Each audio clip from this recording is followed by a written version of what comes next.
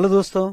तो ये जो है आज हम डिस्कस करने वाले हैं सेकंड सेशन हमारे क्वेश्चनर के जो क्वेश्चंस अमेंड हुए हैं उसके ऊपर। पहला सेशन आई होप आपने देख लिया होगा, आपको सब चीज़ें क्लियरली समझ में आ गई होगी।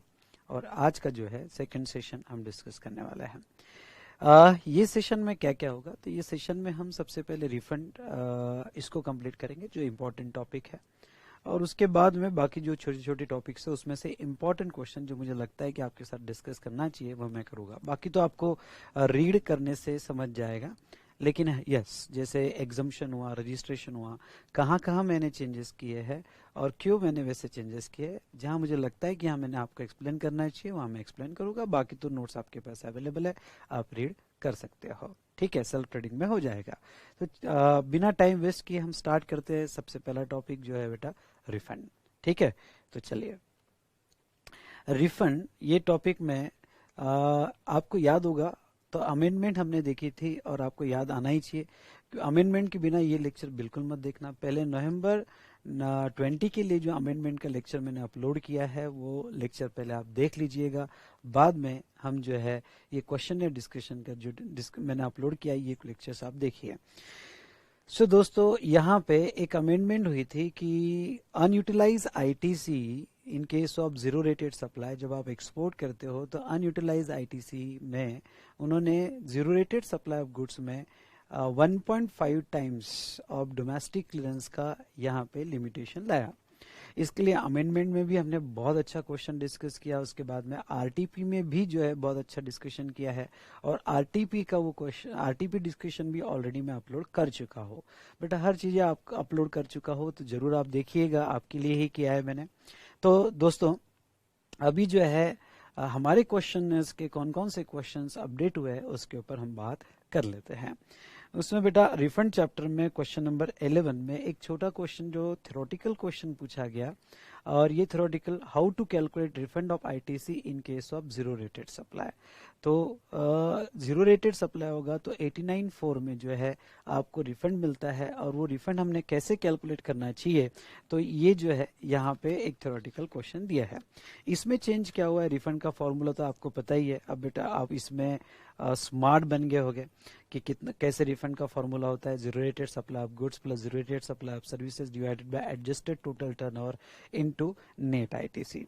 ठीक है, रिफंड अमाउंट और नेट आईटीसी लेते वक्त सिर्फ आपको इनपुट और इनपुट सर्विसेज का ही लेना है, बाकी और किसी का नहीं लेना है। और 89(4)A और 89(4)B मतलब डीम एक्सपोर्ट, ओके, तो डीम एक्सपोर्ट और पेनल्टीमेट सप्लाई या सप्लाई टू मर्चेंट एक्सपोर्टर जो है वो आपको एक्सक्लूड करना है।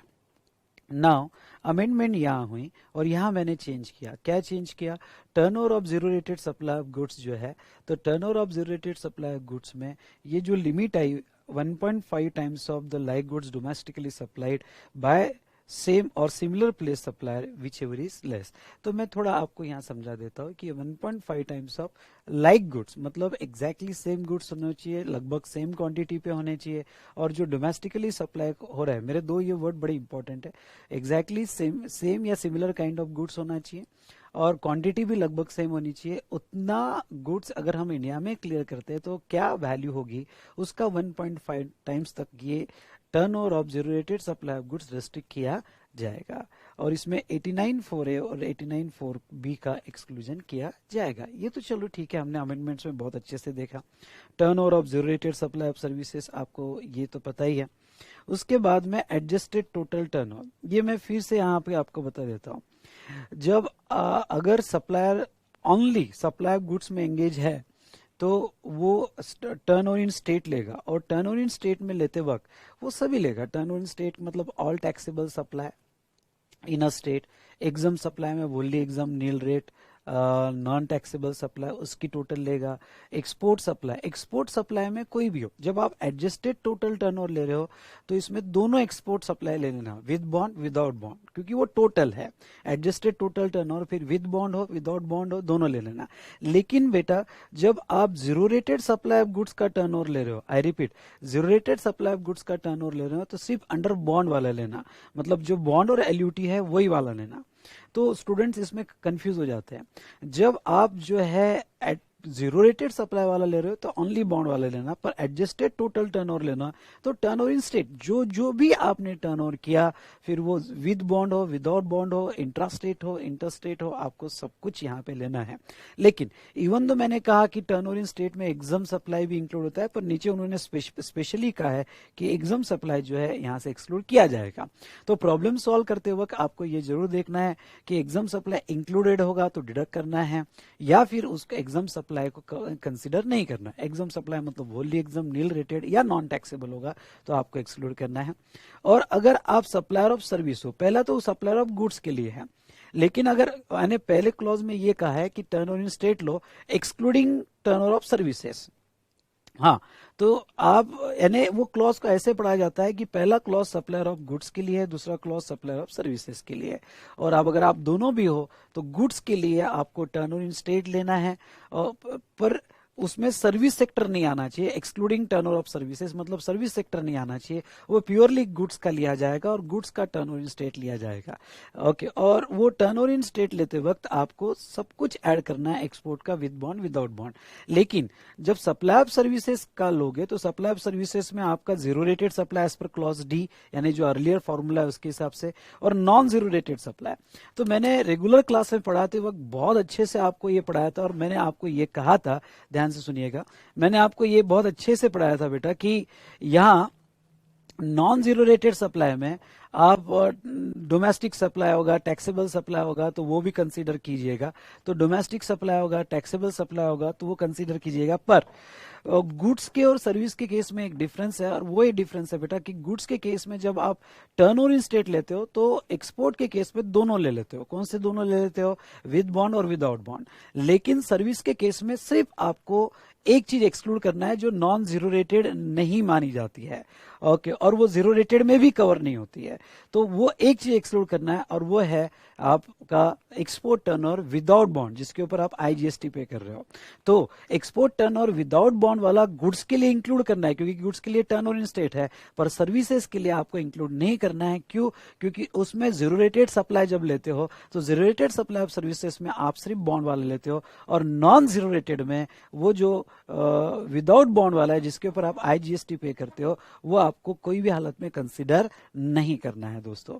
तो बस एक चीज छोड़ देना है, ज्यादा कंफ्यूज मत हो, एक चीज छोड़ देना है कि जब आप सर्विस का लोगे तो जो विदाउट बॉन्ड है जिसके ऊपर आप आईजीएसटी दे रहे हो वो आपको कंसिडर नहीं करना है। ठीक है दोस्तों, तो चलिए ये हमने देखा। उसके बाद में नेक्स्ट अगर हम बात करें यहाँ पे तो बाकी तो बेटा कोई चेंज नहीं है। क्वेश्चन नंबर 13 में देखते हैं क्या चेंज हुआ है। Royal Industries wishes to claim a refund of ITC accumulated on account of inverted duty structure. Can he do so? If yes, specify the time limit within which refund can be claimed by Royal Industry as provided under CGST Act. Note, output supplies Royal Industry are not nil rate और fully exempt. क्योंकि अगर आपका output supply nil rate होगा या fully exempt होगा तो फिर वो इन्वर्टेड टैक्स स्ट्रक्चर में बेनिफिट नहीं मिलता है। अब देखो क्या हुआ कि रॉयल इंडस्ट्रीज जो है, क्या वो इन्वर्टेड टैक्स स्ट्रक्चर में रिफंड क्लेम कर सकती है? कर सकती है, उसको कोई रिस्ट्रिक्शन नहीं। टाइम लिमिट क्या है? तो टाइम लिमिट जो है, तो मैं इसको पढ़ लेता हूँ।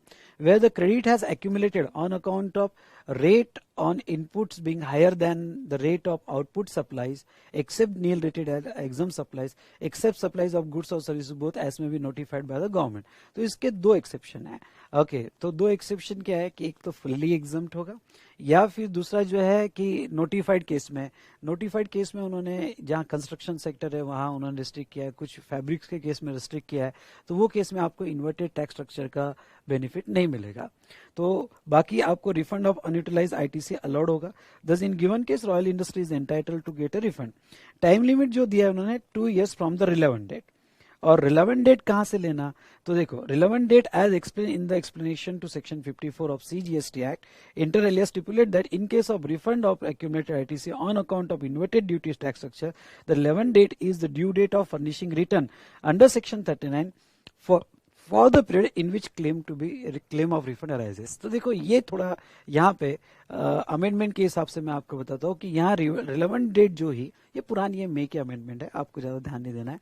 रिलेवेंट डेट कि जो मंथ का इन्वर्टेड टैक्स स्ट्रक्चर होगा, उस मंथ की जो रिटर्न की डेट आएगी, यानी कोई भी 20 तारीख, अगले महीने की 20 तारीख, तो 3B की जो रेट आएगी वहां से आप 2 साल में कभी भी रिफंड क्लेम कर सकते हो। तो ये एक छोटा सा चेंज था। फिर नेक्स्ट क्वेश्चन में आ जाओ, explain the order of refund. Refund की ऑर्डर जो है, यहाँ पे एक अमेंडमेंट आई थी रूल 92(1)(a। ऑर्डर देते वक्त आपको क्या ख्याल रखना है, ये बहुत इंपॉर्टेंट है। रूल 92(1)(a का अमेंडमेंट आपको याद होगा। तो अब जो है ना बेटा, जब भी रिफंड ऑर्डर दिया जाएगा तो उन्होंने एक मैकेनिज्म लाया है, और वो मैं याद दिलाता हूँ। और वो मैकेनिज्म 92(1)(a के तहत जब आपको पैसा दिया जाएगा तो आपका पहले कैश लेजर और क्रेडिट लेजर क्या रेशियो में, यानी आपने जब एक्सेस टैक्स पे किया था other than zero rated supply या डीम एक्सपोर्ट, तो जीरो रेटेड सप्लाई यानी एक्सपोर्ट सप्लाई या डीम एक्सपोर्ट छोड़ के बाकी कोई केस अगर आपकी रिफंड की केस होगी, तो आपने ओरिजिनल जो रेशियो में टैक्स दिया वही रेशियो में आपको वापस मिलेगा। तो पहले समझ लो आपने ओरिजिनली जो है 12 लाख रुपए आपने जो है कैश लेजर से और 8 लाख रुपए क्रेडिट लेजर से यूज किए, और अब उसका रिफंड आ रहा है, तो वो सिचुएशन में 12 लाख रुपए आपको कैश लेजर के थ्रू मिलेगा और 8 लाख रुपए आपको क्रेडिट लेजर में रिक्रेडिट किया जाएगा। ठीक है,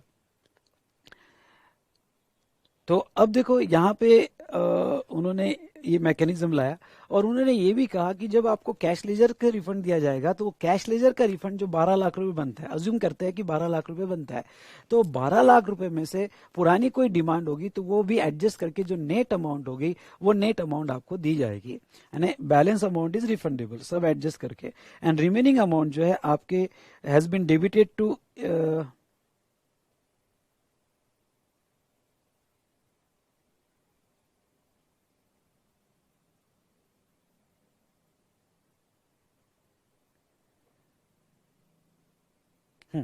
तो यहाँ पे बेटा जो अगर देखोगे आप तो सॉरी बेटा, कुछ टेक्निकल प्रॉब्लम आ गया था, कंटिन्यू करते हैं। Balance amount refundable and for remaining amount which has been debited to electronic, गलती से ई कैश लेजर आया, या ई क्रेडिट लेजर करना, यहाँ थोड़ा करेक्शन कर लेना, और आपकी बुक में अगर करेक्टेड होगा तो कोई प्रॉब्लम नहीं। ई क्रेडिट लेजर मतलब क्या कि कैश लेजर से हमने जितना डेबिट किया था उतना कैश लेजर में हमने उसको कैश में रिफंड कर देंगे ड्यूज एडजस्ट करने के बाद, और जो क्रेडिट लेजर में हमने ओरिजिनली डेबिट किया था 8 लाख रुपए, तो उसको रिक्रेडिट कर देंगे। तो रिक्रेडिटिंग बाय PMT 03 तो उसका ई क्रेडिट लेजर में उसका रिक्रेडिट हो जाएगा। तो ये अमेंडमेंट के बेस पे मैंने ये क्वेश्चन चेंज किया है, बाकी ऑर्डर वगैरह तो आप देख सकते हो। नेक्स्ट बेटा question number 25।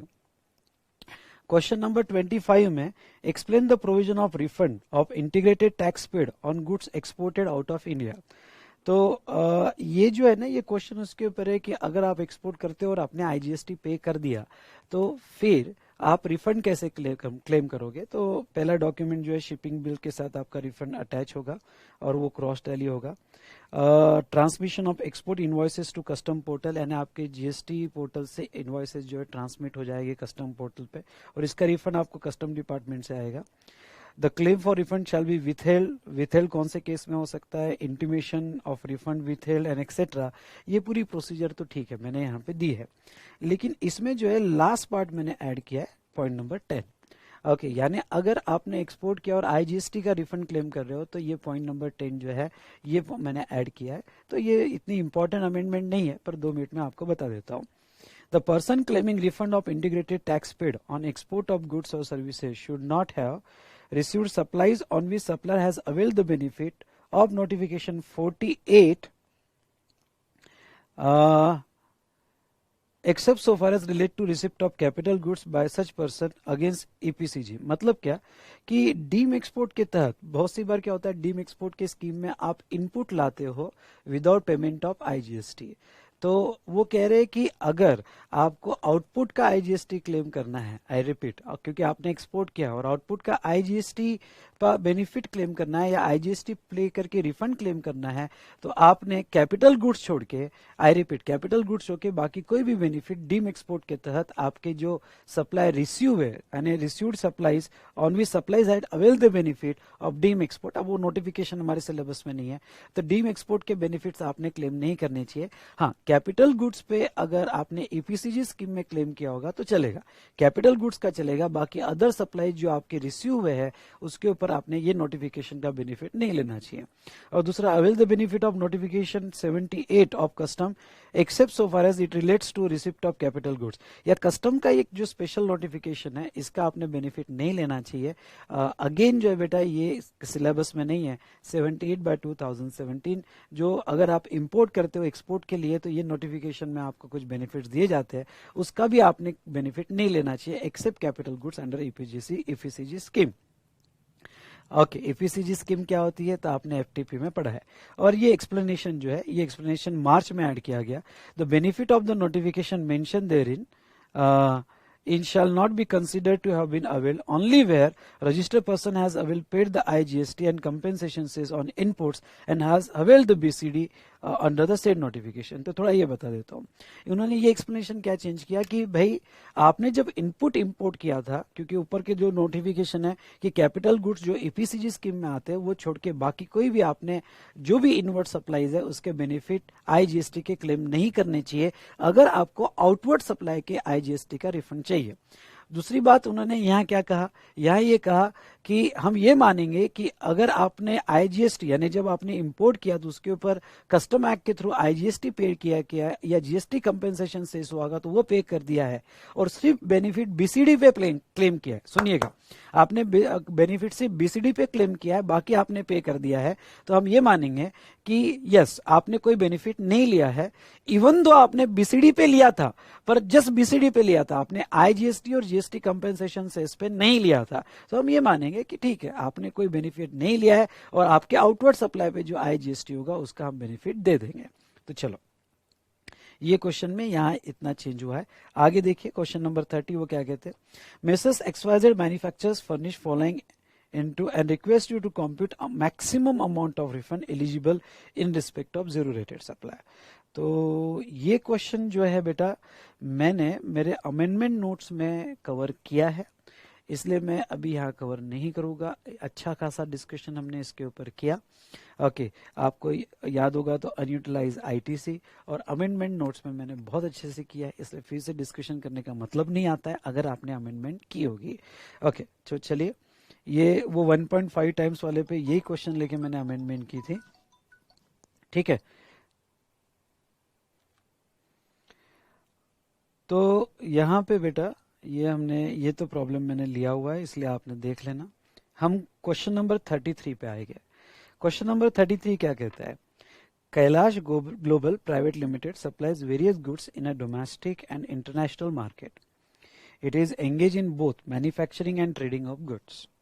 The company is registered under GST in the state of Karnataka, ठीक है, स्टेट ऑफ कर्नाटका में रजिस्टर्ड है। Company export the goods without payment of tax under letter of undertaking, ठीक है, लेटर ऑफ अंडरटेकिंग में एक्सपोर्ट कर रहे हैं। With provision of section 16(3)(a of the IGST act, company has made the following supplies during the tax period. अब देखो वो क्या कहते हैं, export of product A for $10,000, assessable value under custom in Indian rupees 7 lakh। Export duty is levied on product A at the time of export. ये बहुत important है, मतलब क्या कि उन्होंने ये एक्सपोर्ट किया 7 लाख रुपए का, लेकिन उसके ऊपर उन्होंने एक्सपोर्ट ड्यूटी दी, मतलब उसके ऊपर उन्होंने आईजीएसटी पे किया। अगर उसके ऊपर उन्होंने आईजीएसटी पे किया तो question of refund does not arise, हमें तो ये निकालना है कितना रिफंड आता है, तो ये ट्रांजेक्शन फिर रिफंड के लिए नहीं आएगा। हाँ, एडजस्टेड टोटल टर्नओवर के लिए आ जाएगा, क्योंकि ये सप्लायर ऑफ गुड्स है और टर्नओवर इन स्टेट लिया जाता है, इसलिए एडजस्टेड टोटल टर्नओवर के लिए आ जाएगा, लेकिन वैसे रिफंड के लिए नहीं आएगा। ओके, हमारा zero rated supply for refund, okay, वो नहीं माना जाएगा। Second, domestic supplies of taxable product be during the period, अच्छा, excluding tax at the rate 5%, input used in the manufacture of such goods are taxable at the rate 18%, ठीक है, not notify as a product in respect of which refund unutilise ITC shall not be allowed under section 54(3)(2) of the CGST act. मतलब क्या, उन्होंने ये कहा कि एक domestic supply है 10 लाख रुपए का, जिसका आउटवर्ड टैक्स 5% से आ रहा है और इनवर्ड टैक्स 18% से आ रहा है, और ये इन्वर्टेड टैक्स स्ट्रक्चर के लिए जो नॉन नोटिफाइड गुड्स है, जैसे कंस्ट्रक्शन सेक्टर है या फिर टेक्सटाइल सेक्टर के कुछ प्रोडक्ट्स है, तो वो उसमें कवर नहीं होगा। मतलब क्या, अगर वो इन्वर्टेड टैक्स स्ट्रक्चर की जो नेगेटिव लिस्ट है उसमें कवर नहीं होता है, तो फिर उसका भी इन्वर्टेड टैक्स स्ट्रक्चर के अंडर में आईटीसी मिल जाएगा।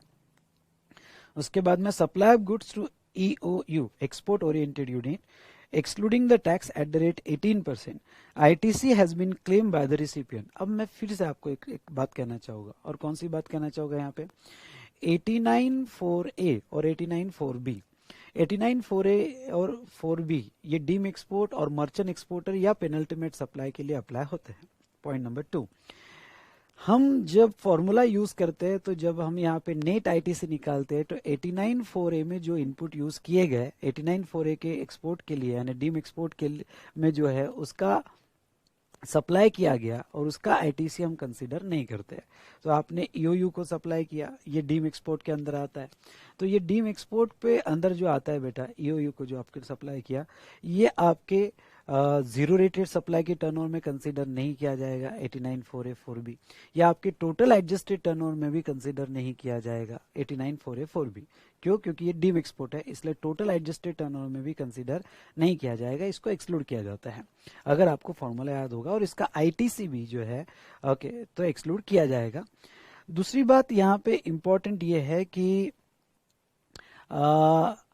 89(4)A और 4B कब एक्सक्लूड होता है, बहुत इंपॉर्टेंट स्टेटमेंट ना। 89(4)A और 4B कब एक्सक्लूड होता है, अगर आपने उसका रिफंड क्लेम कर लिया है, उस आईटीसी का रिफंड क्लेम कर लिया है, तो फिर आपका जो कैलकुलेशन है, वो कैलकुलेशन में नेट आईटीसी भी एक्सक्लूड होगा और एडजस्टेड टोटल टर्नओवर में भी एक्सक्लूड होता है।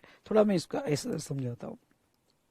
आप जब डीम एक्सपोर्ट करते हो, डीम एक्सपोर्ट 100% ईओयू को अगर किया तो डीम एक्सपोर्ट माना जाता है।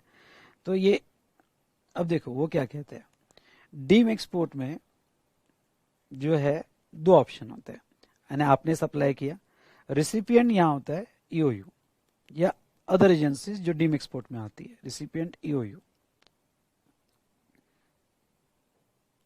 ठीक है। 2 सिचुएशन ले रहा हूं, रिसिपिएंट होता है ईओयू, ठीक है।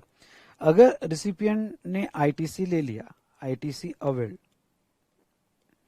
आईटीसी अवेल्ड, अगर रिसिपिएंट ने आईटीसी लिया बेटा, तो this is not a case of 89(4)A 4B, this is not a case of 89(4)A, that is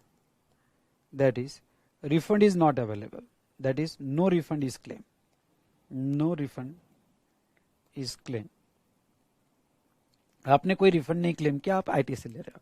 और एक दूसरा ऑप्शन क्या है, आपने आईटीसी क्लेम नहीं किया, आपने डीम एक्सपोर्ट के तहत आपने रिफंड क्लेम किया, रिफंड इज क्लेम, और आपने अगर रिफंड क्लेम किया हो तो फिर आप 89(4)A में आ जाते हो। रिफंड क्लेम किया है किसने, ईओयू ने, तो ईओयू ने अगर रिफंड क्लेम किया हो तो फिर आप आ जाते हो 89(4)A में, ठीक है, 89(4)A में।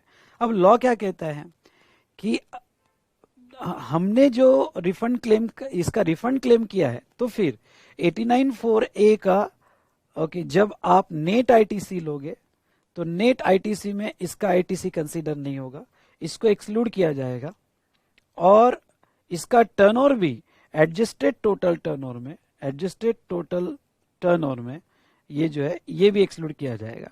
तो ये एक्सक्लूड कब होगा, जब आप उसका रिफंड क्लेम कर रहे हो और आपको 89(4)A में आपकी केस 89(4)A में फिट होती है। लेकिन अगर आप ईओयू है, आप मतलब ईओयू, सामने वाला ईओयू उसका आईटीसी क्लेम कर रहा है, तो फिर किसी ने रिफंड क्लेम नहीं किया, फिर किसी ने अगर रिफंड नहीं क्लेम किया, तो फिर इसका टर्नओवर एक्सक्लूड नहीं होता है। फिर वो जो हमारा फॉर्मूला है उसके लिए ये टर्नओवर एक्सक्लूड नहीं होता है। तो अब देखो यहाँ पे वो क्या कह रहे हैं, यहाँ पे वो कह रहे हैं supply of goods to EOU, और ईओयू ने उसका आईटीसी क्लेम किया है। अगर ईओयू ने उसका आईटीसी क्लेम किया है मतलब किसी ने भी रिफंड नहीं किया है, डीम एक्सपोर्ट में दोनों को ऑप्शन मिलता है, और किसी ने भी इसमें यहाँ पे रिफंड नहीं क्लेम किया, ना सप्लायर ने किया ना रिसिपिएंट ने किया है, और ईओयू ने उसका आईटीसी क्लेम किया है। अगर ईओयू ने उसका आईटीसी क्लेम किया है तो ऐसे केस में ये 89(4)(a) का डीम एक्सपोर्ट नहीं माना जाएगा, और अगर ये 89(4)(a) का डीम एक्सपोर्ट नहीं माना जाएगा तो ये एडजस्टेड टोटल टर्नओवर से एक्सक्लूड नहीं होगा। और next, export of exam supplies of goods. तो आपका एग्जाम सप्लाईज जो है, okay, export of exam supplies of goods, तो ये एग्जाम सप्लाईज 6 लाख है। इसमें मैं थोड़ा एक एडिशनल डेटा जो आप भी लिख लो, ओके, आप भी लिख लो, वो ये है कि सिमिलर वैल्यू, यहां आप ऐसा लिखना, value of similar goods domestically supplied,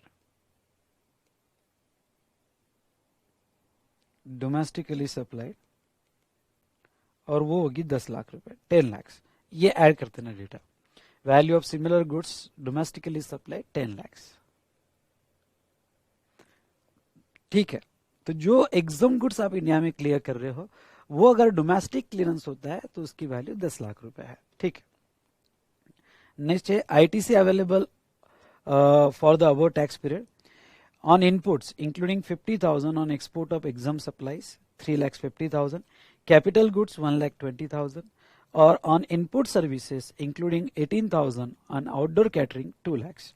Determine the maximum amount of refund admissible to Kailash Global Private Limited for the given tax period. तो आपको maximum amount of refund निकाल के बताना है। वेल तो यहाँ पे मैं आगे बढ़ने के पहले कुछ बातें मैं आपके साथ बहुत क्लियरली डिस्कस करना चाहूंगा। सबसे पहले तो मैंने ये जो दिया है value of similar goods domestically supplied 10 lakh, ये सप्लाई नहीं हुआ है, पर इतना ही गुड्स अगर डोमेस्टिकली इंडिया में सप्लाई होता तो उसकी वैल्यू क्या होती है, जस्ट इंफॉर्मेशन दी है। इसलिए जब आप एडजस्टेड टोटल टर्नओवर निकालोगे तो ये 10 लाख जो है, ये 10 लाख ऐड मत करना आपके टोटल में, क्योंकि ये एक्चुअल सप्लाई नहीं है। मैं सिर्फ जो आपने एक्सपोर्ट किया उसका सिमिलर गुड्स अगर डोमेस्टिकली सप्लाई होता तो मैं यहाँ पे वो कितना होता मैंने आपको उसकी वैल्यू दी है। दूसरी एक इंपॉर्टेंट बात जो मैं बार बार आपके साथ डिस्कस कर रहा हूं और वो ये है कि export of exam supplies of goods, ये टर्मिनोलॉजी को समझना। अगर आपको नहीं समझ में आता है तो section 16 of IGST act immediately lecture pause करके देखना आपने। ये क्या है, export of exam supplies of goods मतलब क्या, तो सेक्शन 16(2) में ये क्लियरली दिया हुआ है कि अगर आप एग्जाम सप्लाई एक्सपोर्ट करते हो, यानी आपका सप्लाई एग्जाम्ड है और वो एक्सपोर्ट करते हो, तो वो 0 रेट का कलर ले लेता है, फिर अब वो एग्जाम नहीं रहता। ओके, वो 0 रेट का कलर ले लेता है। तो ऐसे सिचुएशन में बेटा यहाँ पे अब इसको एग्जाम मत मानना, इसको 0 रेटेड मानना, और अगर इसको 0 रेटेड मान रहे हो तो फिर इसके आईटीसी ब्लॉक नहीं होते हैं। ये जस्ट एग्जाम होता तो फिर मैं इसके आईटीसी नहीं लेता, इसके आईटीसी रिड्यूस कर देता। लेकिन अब ये एग्जाम सप्लाई एक्सपोर्ट का कलर ले चुका है, तो अगर ये एग्जाम सप्लाई एक्सपोर्ट का कलर ले चुका है तो फिर अब इसके आईटीसी कोई रिड्यूस नहीं होगी, हमें पूरे आईटीसी आपको मिलेंगे। नेक्स्ट, इस प्रॉब्लम में एक बात जो मैं आपको बार बार ये कह रहा था कि ईओयू अगर रिफंड क्लेम करे, मैंने उसका नोट दिया है, अगर आप ध्यान से पढ़ो तो ईओयू अगर रिफंड क्लेम करे तो वो सिचुएशन में यहां फिर 89(4)(a) का केस बन जाता है और आपको एडजस्टेड टोटल टर्नओवर में से भी उसका टर्नओवर एक्सक्लूड करना पड़ता है और उसमें जो नेट आईटीसी है वो भी एक्सक्लूड करना पड़ता है। पर अब आपको यहाँ कुछ भी एक्सक्लूड करने की जरूरत नहीं, क्योंकि उसने आईटीसी क्लेम किया है, कोई रिफंड क्लेम नहीं किया। दूसरा, यहाँ पे जो रिफंड आ रहा है बेटा, जस्ट अ मिनट, यहाँ पे जो रिफंड आ रहा है ये रिफंड 2 केस में आएगा। एक आपको इन्वर्टेड टैक्स स्ट्रक्चर का भी रिफंड निकालना है जो प्रोडक्ट बी का निकालना है, और आपको एक्सपोर्ट का भी रिफंड निकालना है। ठीक है, तो थोड़ा मैं ये समझा देता हूं। सबसे पहली बात तो मैं आईजीएसटी जो है वो क्या बोल रहे हैं, वो ये बोल रहे हैं कि आप जो है maximum refund admissible amount of maximum refund admissible okay for a given tax period. मतलब क्या कि आपको जो आईटीसी का रिफंड है वो निकालना है। आई रिपीट, आईटीसी का रिफंड जो है वो निकालना है। तो यहां आपने आईजीएसटी पहले वाले प्रोडक्ट पे पे किया, तो वो जो है आपने under without bond, okay without bond लिया है, इसलिए उसका रिफंड का तो यहाँ सवाल ही नहीं आता है, क्योंकि हम बात कर रहे हैं आईटीसी का मैक्सिमम रिफंड। जब भी वर्ड मैक्सिमम रिफंड होगा तो आईटीसी का रिफंड समझना। और दूसरा इन्वर्टेड टैक्स स्ट्रक्चर का। तो अगर मैं इन्वर्टेड टैक्स स्ट्रक्चर का रिफंड आपके साथ डिस्कस करूं तो क्या फॉर्मूला था? इन्वर्टेड टैक्स स्ट्रक्चर का जो टर्नओवर है, I repeat, okay, turnover of inverted tax structure का है divided by total adjusted turnover, total adjusted turnover, okay, into net ITC minus tax on inverted tax structure, inverted tax structure, ठीक है। तो tax on inverted tax structure, तो आपका turnover of inverted tax structure 10 lakh हुआ, आपका total adjusted turnover. अब total turnover लेते वक्त 7 लाख भी लेना पड़ेगा, 10 लाख भी लेना पड़ेगा, और ये 5 लाख भी लेना पड़ेगा। आई रिपीट, ये 5 लाख भी लेना पड़ेगा। सर ये तो डीम एक्सपोर्ट है, नहीं। अगर वो रिफंड क्लेम करता और आईटीसी नहीं लेता तो वो फिर 89(4)(a) का केस बनता और वो टोटल एडजस्टेड टर्नओवर से एक्सक्लूड होता। लेकिन यहाँ वो रिफंड क्लेम नहीं कर रहा है, आईटीसी ले रहा है, इसलिए ये नॉर्मल टर्नओवर माना जाएगा। और ये जो है यहाँ पे 5 लाख कंसीडर किया जाएगा टोटल, और 6 लाख, यानी मेरे हिसाब से टोटल 28 लाख बनते हैं। हाँ, टोटल 28 लाख बनते हैं। 17 प्लस 12, हाँ ठीक है, 28 lakh into net ITC.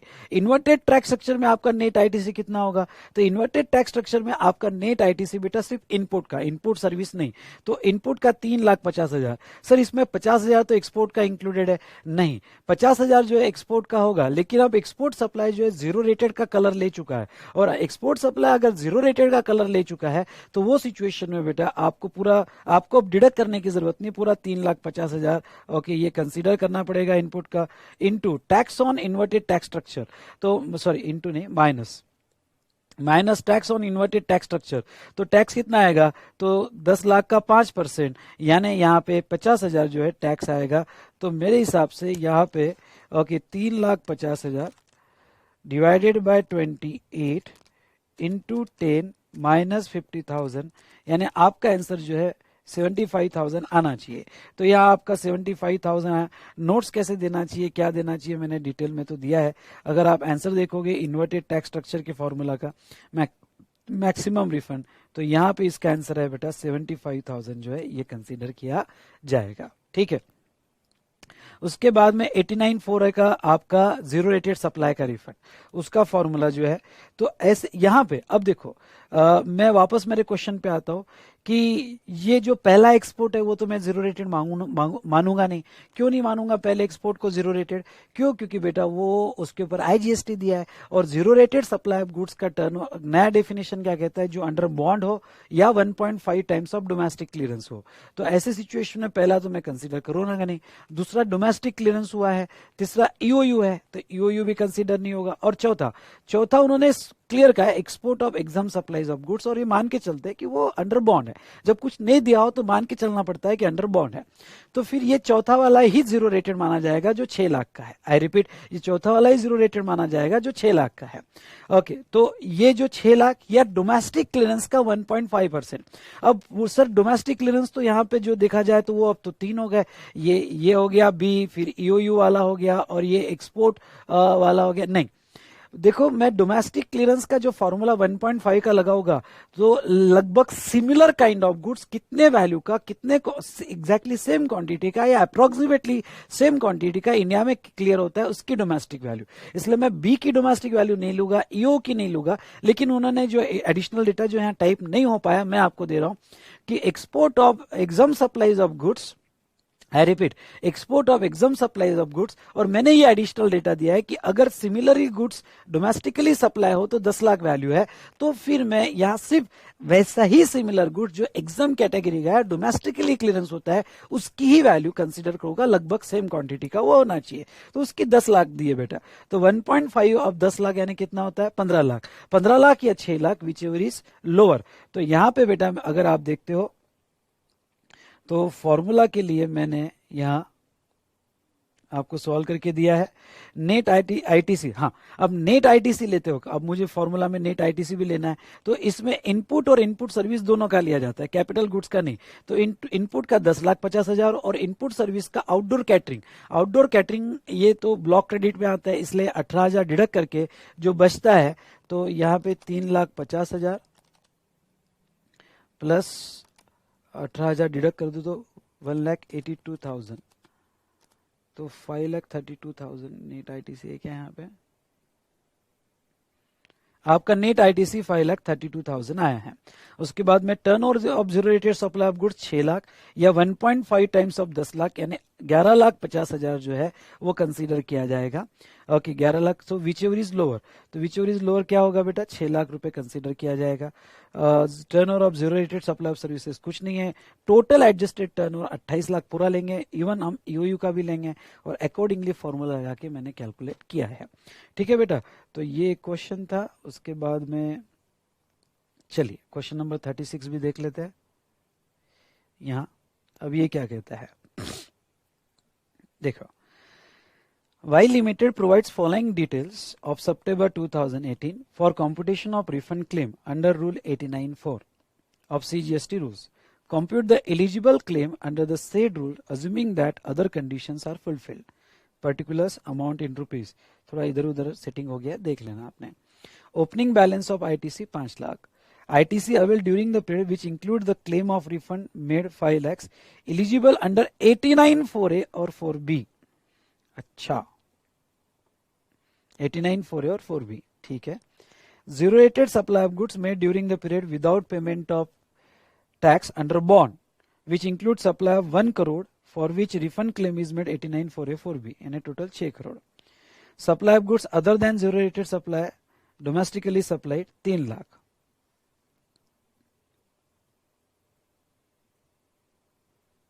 Sorry 3 lakh नहीं, 3 करोड़ रुपए। हाँ यहां एक नोट डाल देना।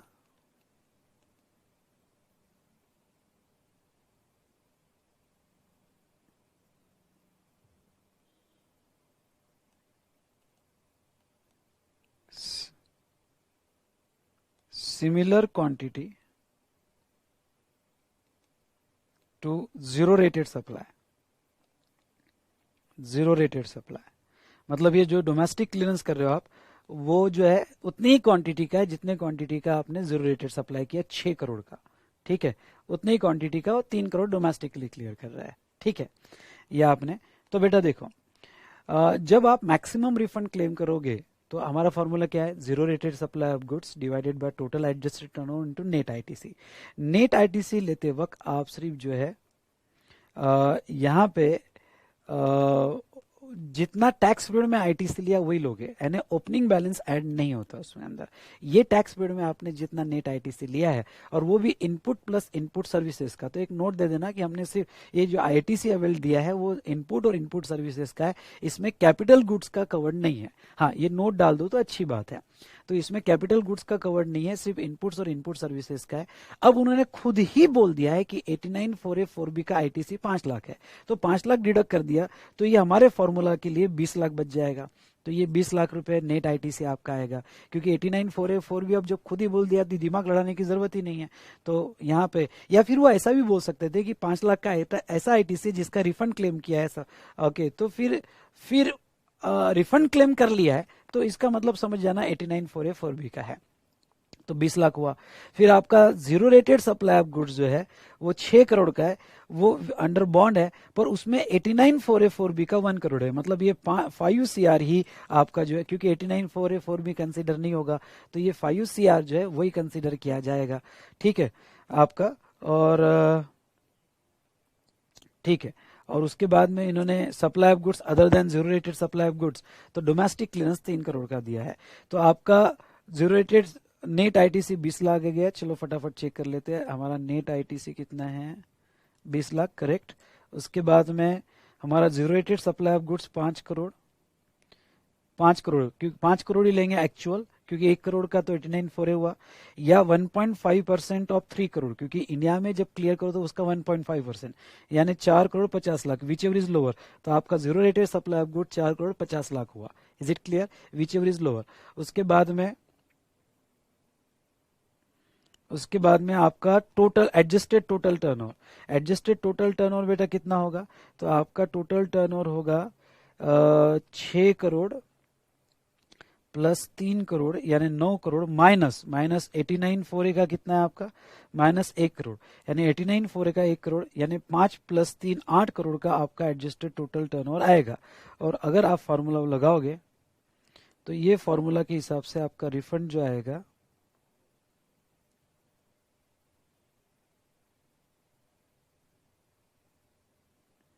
रिफंड निकाला नहीं है क्या इसमें?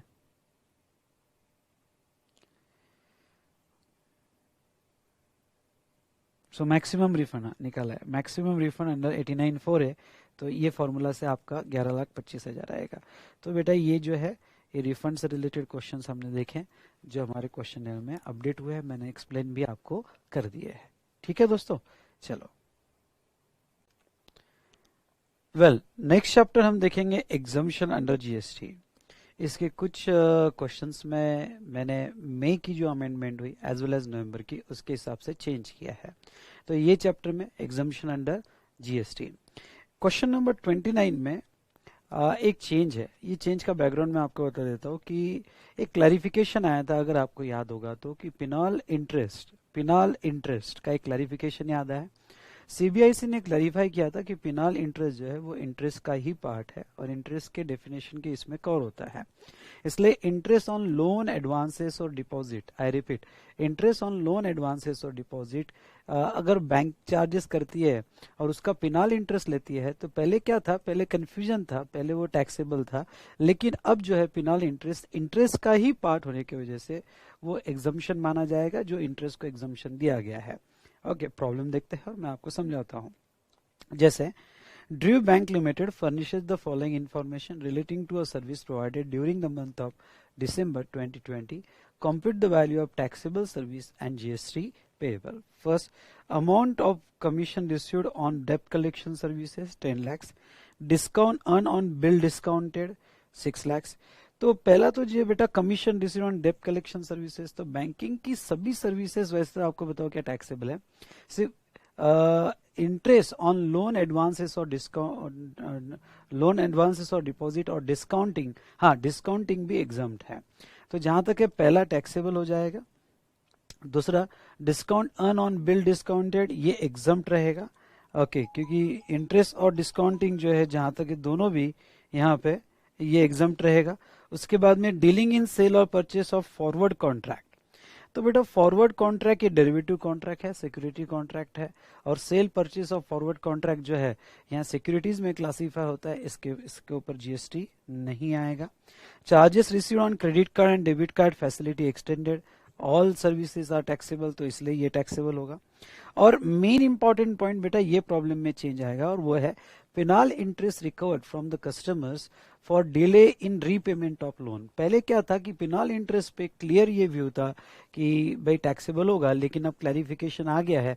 हमने एक कि सर्कुलर, अगर आपको अमेंडमेंट याद होगा तो वैल्यू ऑफ सप्लाई में मई की जो अमेंडमेंट थी, और मई की अमेंडमेंट में ये था, दो सिचुएशन थी कि एक सेलर ने ही पिनाल इंटरेस्ट लगाया है क्योंकि उसने इंस्टॉलमेंट फैसिलिटी दी, तो सेलर जो सप्लाई कर रहा है उसके वैल्यू में ऐड होगा, लेकिन बैंक ने लगाया तो पिनाल इंटरेस्ट ऐड नहीं होगा।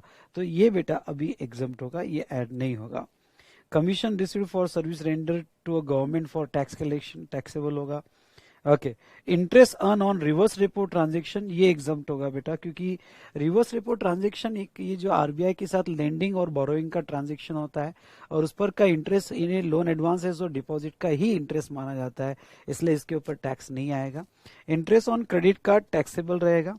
And amount collected toward service provided to basic saving bank deposit account holder to Pradhanmantri Jandhan योजना, तो इसको एग्जाम्पशन है। अगर आप सब एग्जाम्पशन पढ़ो तो ये एग्जाम्पशन है, शायद आपने नहीं भी पढ़ा होगा, लेकिन मैंने लिस्ट में दिया है। ओके, हमारे जो 100 एग्जाम्पशंस, अप्रोक्सीमेटली 100 एग्जाम्पशंस है, उसमें ये एग्जाम्पशंस दिया है, इसलिए इसके ऊपर टैक्स नहीं होगा। इसलिए बेटा यहाँ पे देखो पहला टैक्सेबल है 10 लाख। ओके, डिस्काउंटिंग जो है वो टैक्सेबल नहीं है। डीलिंग सेल और परचेस नहीं है। Charges receive and credit card debit card ये टैक्सेबल है। उसके बाद में पिनॉल इंटरेस्ट अब टैक्सेबल नहीं है क्योंकि मे की अमेंडमेंट आपको याद है, इसलिए अब ये टैक्सेबल नहीं होगा। कमीशन जो है वो टैक्सेबल हुआ। इंटरेस्ट ऑन रिवर्स रेपो वो भी टैक्सेबल नहीं है। Interest on credit card taxable है, और प्रधानमंत्री जन धन योजना ये एग्जाम्प्ट है। इस तरह से उसकी टैक्सेबल वैल्यू निकाली बेटा। और मैंने जो है यहाँ पे रीजन भी दिए हैं, तो आप रीजन ये देख सकते हो, और एग्जाम में शॉर्ट में समरी में रीजंस देना। इतना डिटेल में देने जाओगे तो मुश्किल हो जाएगी, पेपर ही कंप्लीट नहीं होगा। लेकिन क्या है कि जब सजेस्टेड आंसर में रीजंस होते हैं तो बहुत डिटेल में होते हैं, तो डिटेल में होने की वजह से ठीक है, मेरा काम है कि ये सब डिटेल में दे दूं, लेकिन आप एग्जाम में शॉर्ट में भी लिख सकते हो। और मैंने ये जो है ये नोटिफिकेशन जो इंटरेस्ट वाला नोटिफिकेशन है, इंटरेस्ट ऑन लोन एडवांसेस और डिपॉजिट या डिस्काउंटिंग जो है वो एग्जम्प्ट होता है। तो इंटरेस्ट के डेफिनेशन में पेनल इंटरेस्ट आता है, इसलिए पेनल इंटरेस्ट जो रिकवर होगा वो भी एग्जाम किया जाएगा। ठीक है बेटा, तो यहां तक हमने देखा रिगार्डिंग टू ये जो पहला क्वेश्चन जहां मैंने चेंज किया। नेक्स्ट क्वेश्चन नंबर 41, यहाँ पे mister Nagarjuna registered supplier Chennai has received a following amount in respect of the activities undertaken by him during the month ended on 30th September 2017. Now, amount charged for the service provided to recognized sport body as a selector of national team 50,000. Commission received as an insurance agent from insurance company. Third, amount charged as a business correspondent. Make the correction here. Okay. Yes, in this problem I am doing this correction. ये correction कर लेना. Now here write down facilitator. Okay, so amount charged as a business facilitator for the service provided to urban branch of nationalized bank with respect to saving bank account. Next, service to foreign diplomatic mission located in India and funeral services. He received the services from unregistered GTA for is business and blah blah blah. चलो ठीक है, सबसे पहले तो ये खत्म करते हैं पहला point. Amount charge for service provided to recognise sport body as a selector of national scene. देखो, as a player, umpire, referee जो है उनको एग्जम्पशन दिया गया है अगर रिकॉग्नाइज स्पोर्ट बॉडी को सर्विसेज दिया जाए। एज अ सिलेक्टर इसको एग्जम्पशन नहीं है, इसलिए ये टैक्सेबल होगा। दूसरा, commission received as a insurance agent from insurance company. हाँ, इसके ऊपर टैक्स आता है, पर ये रिवर चार्ज में, सो दैट मिस्टर नागार्जुन के स्टेटमेंट में कवर नहीं होगा। रिवर चार्ज में इसकी लायबिलिटी क्रिएट होगी, इसलिए नागार्जुन पे लायबिलिटी नहीं आएगी। दूसरा, business charge amount charge as a business facilitator for the service provided to urban branch of nationalised bank with respect to saving bank account. तो अगर आपको याद होगा तो मे में ये एंट्री थी कि बिजनेस फैसिलिटेटर, अगर हाँ करस्पॉन्डेंट होगा तो फैसिलिटेटर कर देना। अगर बिजनेस फैसिलिटेटर ये सर्विसेज दे रहा है और बैंक को दे रहा है तो केस में रिवर चार्ज है, तो नागार्जुन पे लायबिलिटी नहीं आएगी। रिवर चार्ज, इस पे टैक्स आएगा पर रिवर चार्ज में लायबिलिटी यहाँ पे बैंक्स पे आएगी।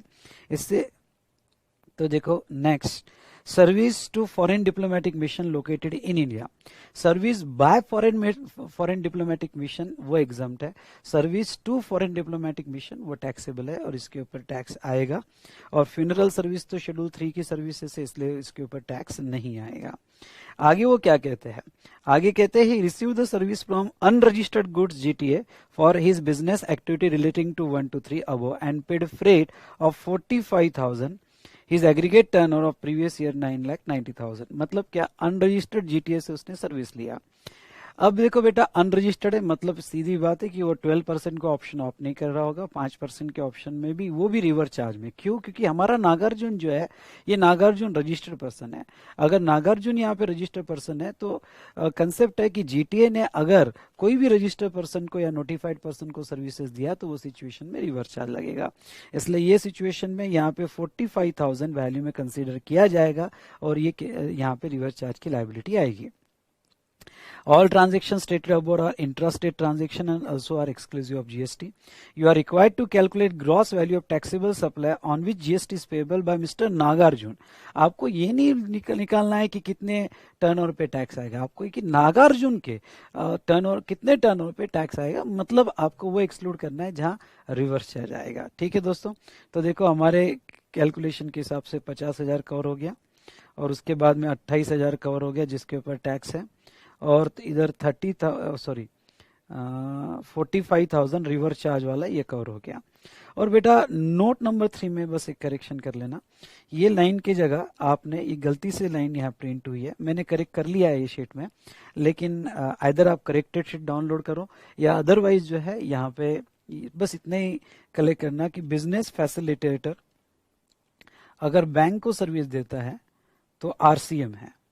ओके तो बस आपको इतना ही लिखना है कि business facilitator if provide the services to banks, okay in that situation reverse charge is applicable. इससे लास्ट लाइन जो है, ये लास्ट लाइन जो है यहाँ पे नेशनलाइज बैंक पे आरसीएम आएगा। अब आपको एक बात और बता देता हूँ, देखो ये जो है ये अर्बन एरिया में है, यानी ये सर्विस अर्बन एरिया में है इसलिए टैक्स आएगा और रिवर्स चार्ज में आएगा। लेकिन अगर यही सर्विस रूरल एरिया में होती तो फिर एग्जम्पशन मिल जाता, मतलब मैंने वो भी नोट दिया है। पहले तो आपको ये देखना है कि बिजनेस फैसिलिटेटर अगर ये बैंक को सर्विस देता है तो रिवर्स चार्ज में, यानी बैंकिंग कंपनी को सर्विस देता है तो रिवर्स चार्ज में लायबिलिटी आएगी। पर अगर ये रूरल एरिया में होता तो इसको एग्जम्पशन मिलता, लेकिन ये अर्बन एरिया में सर्विस दिया इसलिए रिवर्स चार्ज आएगा और नेशनलाइज बैंक पे इसके ऊपर टैक्स दिया जाएगा। बस इतना ही आपको करेक्शन कर लेना है, बाकी तो नोट्स आप रीड कर सकते हो, मैंने डिटेल में यहाँ पे दिया है। तो चलो ये था क्वेश्चन नंबर 41। हम नेक्स्ट क्वेश्चन पे आते हैं। यहाँ पे नेक्स्ट हम देखेंगे question number 54, examine whether GST is payable in following independent cases. First, Amar Jyoti Charitable Trust registered under section 1023C5 of Income Tax Act manage a temple in Shahadra, Delhi. It has given a rent a community hall located within temple premises to public celebration of New Year evening. Rent charge is 9,500. अगर आपको एक exemption याद होगा तो एक exemption है renting of premises of charitable trust, मतलब premises है ना आजू बाजू का, अगर प्रेसिंग्स दिया टेम्पल का by own and control by charitable organisation जो सेक्शन 1023C5 में रजिस्टर्ड है, तो उनको एक लिमिट तक एग्जम्पशन मिलता है अगर आपको याद होगा तो ऐसे सिचुएशन में रूम होगा तो अब बिलो 1000 तक का एग्जम्पशन मिलता है।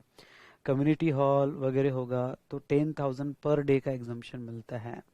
ओके और कोई बिजनेस प्रीमाइसेस होगी तो 10,000 पर मंथ तक का एग्जम्पशन मिलता है।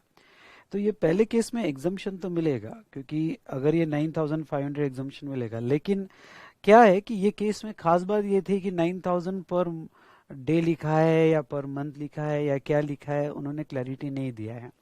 इसलिए आंसर देते वक्त तो ये ठीक है कि एग्जम्पशन मिलेगा, पर मैंने दोनों तरह से आंसर दिया है कि यहाँ पे अगर उसका 10,000 लेस देन 10,000 पर डे होगा तो एग्जम्पशन मिलेगा।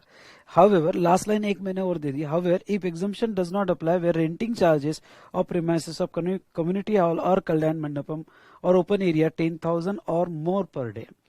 तो मैं अगर ये एज्यूम करके चलूँ कि ये रेंट जो है 9,500 पर डे है तो डेफिनेटली एग्जम्पशन मिल जाएगा, अदरवाइज जो है यहाँ पे ओके 10,000 या उससे ज़्यादा होगा तो एग्जम्पशन नहीं मिलेगा पर डे का।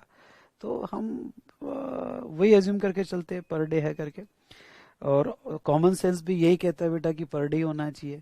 अगर ये पर मंथ होगा, आई रिपीट पर मंथ होगा तो फिर तो वो तो 10,000 पर डे से डिवाइडेड बाय 31 कर दो तो 10,000 पर डे से कम ही आना है। तो कॉमन सेंस भी तो यही कहता है कि एग्जम्पशन मिलना चाहिए। Second, speed post service by department of post to union territory of Lakshadweep, ये गूगली क्वेश्चन है। क्या हुआ कि भाई ये इंटर से या आईपीसी से आपके दिमाग में भरा हुआ है कि अगर पोस्ट डिपार्टमेंट ने स्पीड पोस्ट सर्विस दी तो टैक्सेबल है। ख्याल रहे, पोस्ट डिपार्टमेंट ने स्पीड पोस्ट सर्विस दी to any person other than government और union territory, other than government और यूनियन टेरिटरी, तो फिर वो सिचुएशन में यहाँ पे एक टैक्सेबल है। यह सर्विस नॉर्मल पर्सन को नहीं दिए, यहाँ पे सर्विस जो है बोला है यूनियन टेरिटरी को दिया, तो ये कंटिन्यू एग्जाम में रहेगी। टैक्सेबल कब होगी? जब स्पीड पोस्ट सर्विस प्रोवाइड की और वो any person other than government को प्रोवाइड किया तो ही टैक्सेबल किया जाएगा। थर्ड बेटा, XY Limited has given on hire 7 trucks to Jaggi Transporter of Delhi, a good transport agency, for transporting the goods to in central and west Delhi. The hiring charges for the truck are around 6,200 per truck per day. अब मैं आपको ये बात बता दूं, एक exemption है transport sector में, गुड्स ट्रांसपोर्ट सेक्टर में आपको मिल जाएगा कि अगर आपने मोटर व्हीकल हायर पे दिया, और मोटर व्हीकल आपको याद होगा तो बसेस हायर पे दिया, ओके, स्टेट ट्रांसपोर्ट अंडरटेकिंग को अभी एक अमेंडमेंट थी में कि ई बसेस आपने दिया कॉरपोरेशन को, और उसमें था कि कोई भी मोटर व्हीकल अगर आप जीटीए को देते हो, उसी में अगर आप जीटीए को देते हो तो एग्जम्प्ट है। तो यहाँ पे हायरिंग पे दिया 7 ट्रक और जीटीए को दिया तो कंप्लीट एग्जम्पशन मिलेगा, सेपरेट टैक्स नहीं आएगा। और लास्ट यहाँ पे Gokul resident welfare association received ₹9,000 per month as a contribution from each member for sourcing goods and services from third person for common use of its member. अब जैसे इसके ऊपर एक लास्ट टाइम क्लैरिफिकेशन आया था और मेरे थोड़ा क्वेश्चन में रॉन्ग प्रिंट हुआ था, जो करेक्शन कर लेता हूँ। क्या है कि 7,500 से ज्यादा अगर यहाँ पे रिम्बर्समेंट है और अपने मेंबर से है तो फुल अमाउंट पे टैक्स आएगा, मतलब 9,000 माइनस 7,500 एंड बचा हुआ 1,500 पे नहीं, फुल अमाउंट पे यहाँ पे टैक्स लगाया जाएगा। तो ऐसे केस में ये 9,000 जो है, ये 9,000 फुल अमाउंट पे टैक्स आएगा बेटा, ओके, और 1,500 रुपए उस पे टैक्स नहीं आएगा, टोटल 9,000 पे ही टैक्स आएगा। तो इस तरह से ये एग्जम्पशन चैप्टर हमारा खत्म होता है। एमसीक्यू तो मैंने थोड़ा करेक्शन कर लिया, आप देख लेना, बाकी तो ठीक है, हमारा ये चैप्टर यहाँ खत्म हो जाता है। ठीक है, तो चलिए बेटा हम नेक्स्ट छोटे छोटे टॉपिक देख लेंगे और बाद में लास्ट में रजिस्ट्रेशन। वेल, नेक्स्ट टॉपिक हम देखेंगे, छोटे चेंजेस है रिटर्न में। Who is required to furnish reconciliation statement, जैसे ऑडिट के साथ फॉर्म 9C में रिकंसिलिएशन स्टेटमेंट आपको सबमिट करना पड़ता है। जैसे अगर आपको याद है तो सेक्शन 35(5) में ऑडिट की लिमिट जो दी है बाय चार्टर्ड अकाउंटेंट और कॉस्ट अकाउंटेंट एक्सिड्स 2 करोड़ की लिमिट दी है। तो उसके साथ आपको फॉर्म 9C में रिकंसिलिएशन स्टेटमेंट देना पड़ता है, ओके, ऑडिटेड स्टेटमेंट के साथ, अगर आप ऑडिट में हो और आपका टर्नओवर 2 करोड़ से ज्यादा है। इसमें एक छोटी अमेंडमेंट हुई, specially year 2018-19, I repeat, specially year 2018 और 19 के लिए उन्होंने एक बेनिफिट ये दिया कि यहाँ आपको GSTR 9C तभी देना पड़ेगा अगर आपका टर्नओवर 5 करोड़ से ज्यादा होगा। यानी वैसे नॉर्मली हर साल के लिए 2 करोड़ है, लेकिन ये फाइनेंशियल ईयर के लिए उन्होंने जो लिमिट दिया है 18-19 के लिए, तो वो जो दिया है 5 करोड़, मतलब ऑडिट लिमिट जो दी गई यहाँ पे जीएसटी ऑडिट लिमिट वो 5 करोड़ दी, जहाँ GSTR 9C आपको फाइल करना पड़ेगा।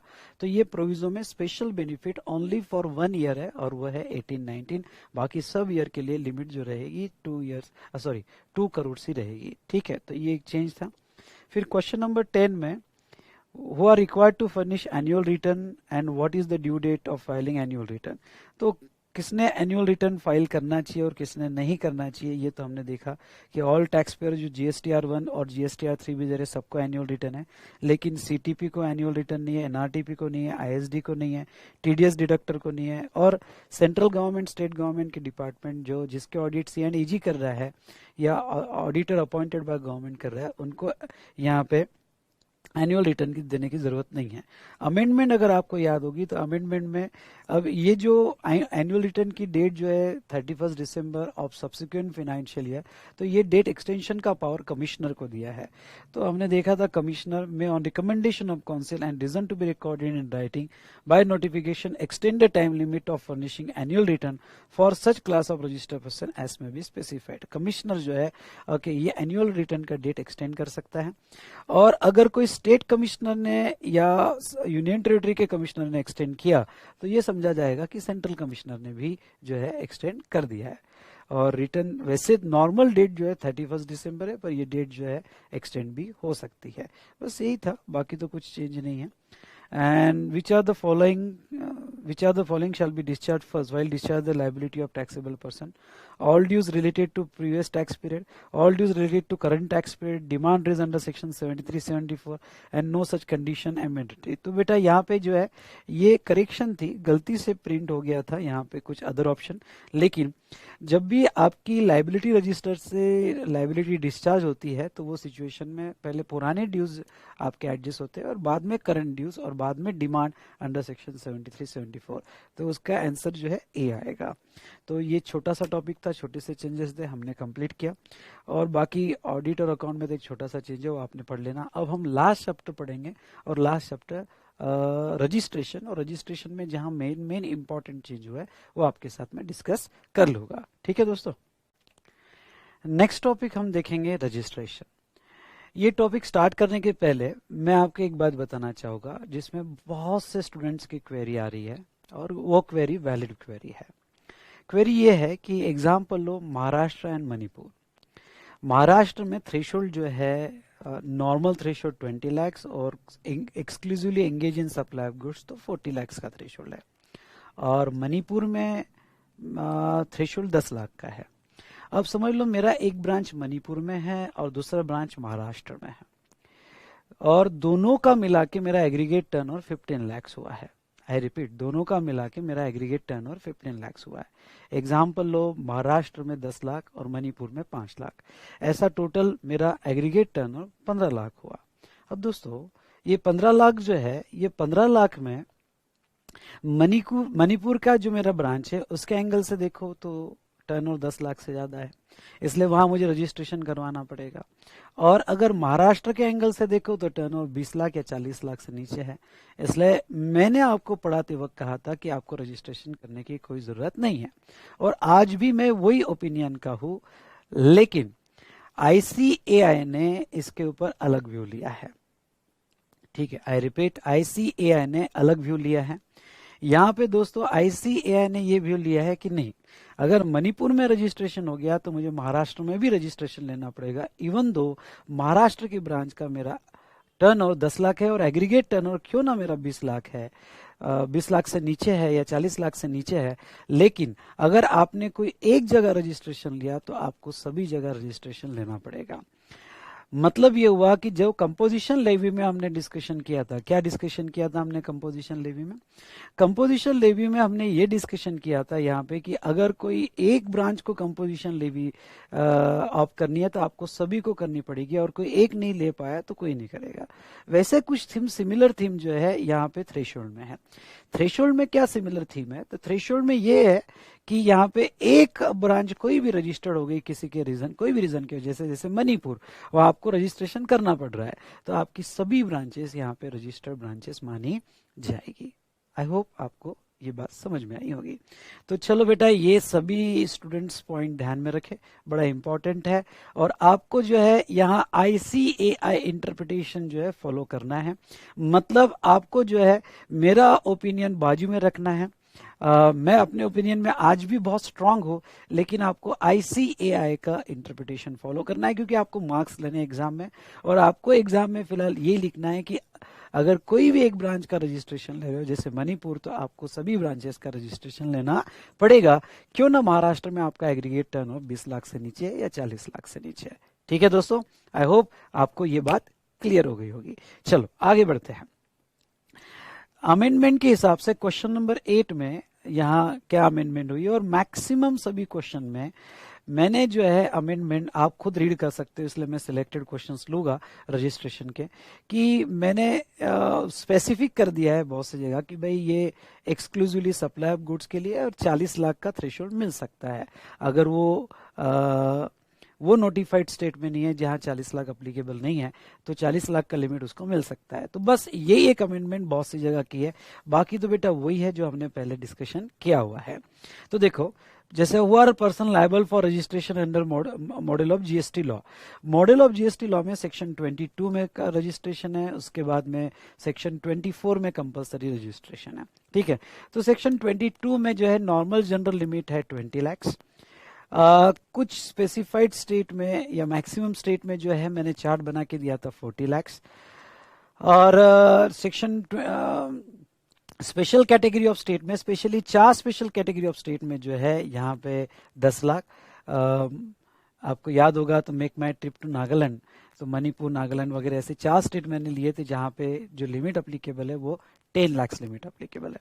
ठीक है दोस्तों, तो यहाँ बस मैंने इतना ही चेंज किया कि in special category of state except Jammu and Kashmir, Arunachal Pradesh, Assam, Himachal Pradesh, Meghalaya, Sikkim, Uttarakhand, okay, this ratio limit registration liability is 10 lakh. तो आप ऐसा भी लिख सकते हो कि इन 4 स्टेट जैसे मणिपुर, यहाँ पे मेघालय, नागालैंड, तो यहाँ त्रिपुरा, यहाँ पे जो लिमिट होगी वो लिमिट 10 लाख लिया जाएगा। ठीक है, या फिर आप इस तरह से भी लिख सकते हो कि ये स्पेशल कैटेगरी ऑफ स्टेट छोड़ के बाकी स्टेट में जो है लिमिट 10 लाख ली जाएगी।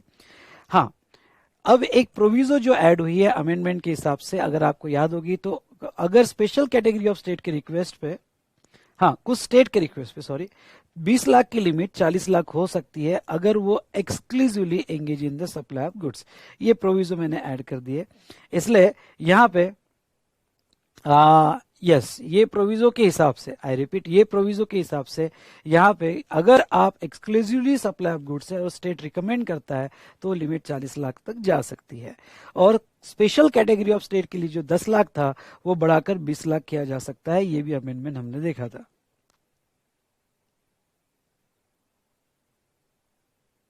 सॉरी, ये सेक्शन 23 वो तो पहले हो गया हमारा कि कुछ स्टेट जो है स्पेशल कैटेगरी ऑफ स्टेट अब 20 लाख ले चुके हैं और जो है 10 लाख की लिमिट सिर्फ 4 स्टेट के लिए है।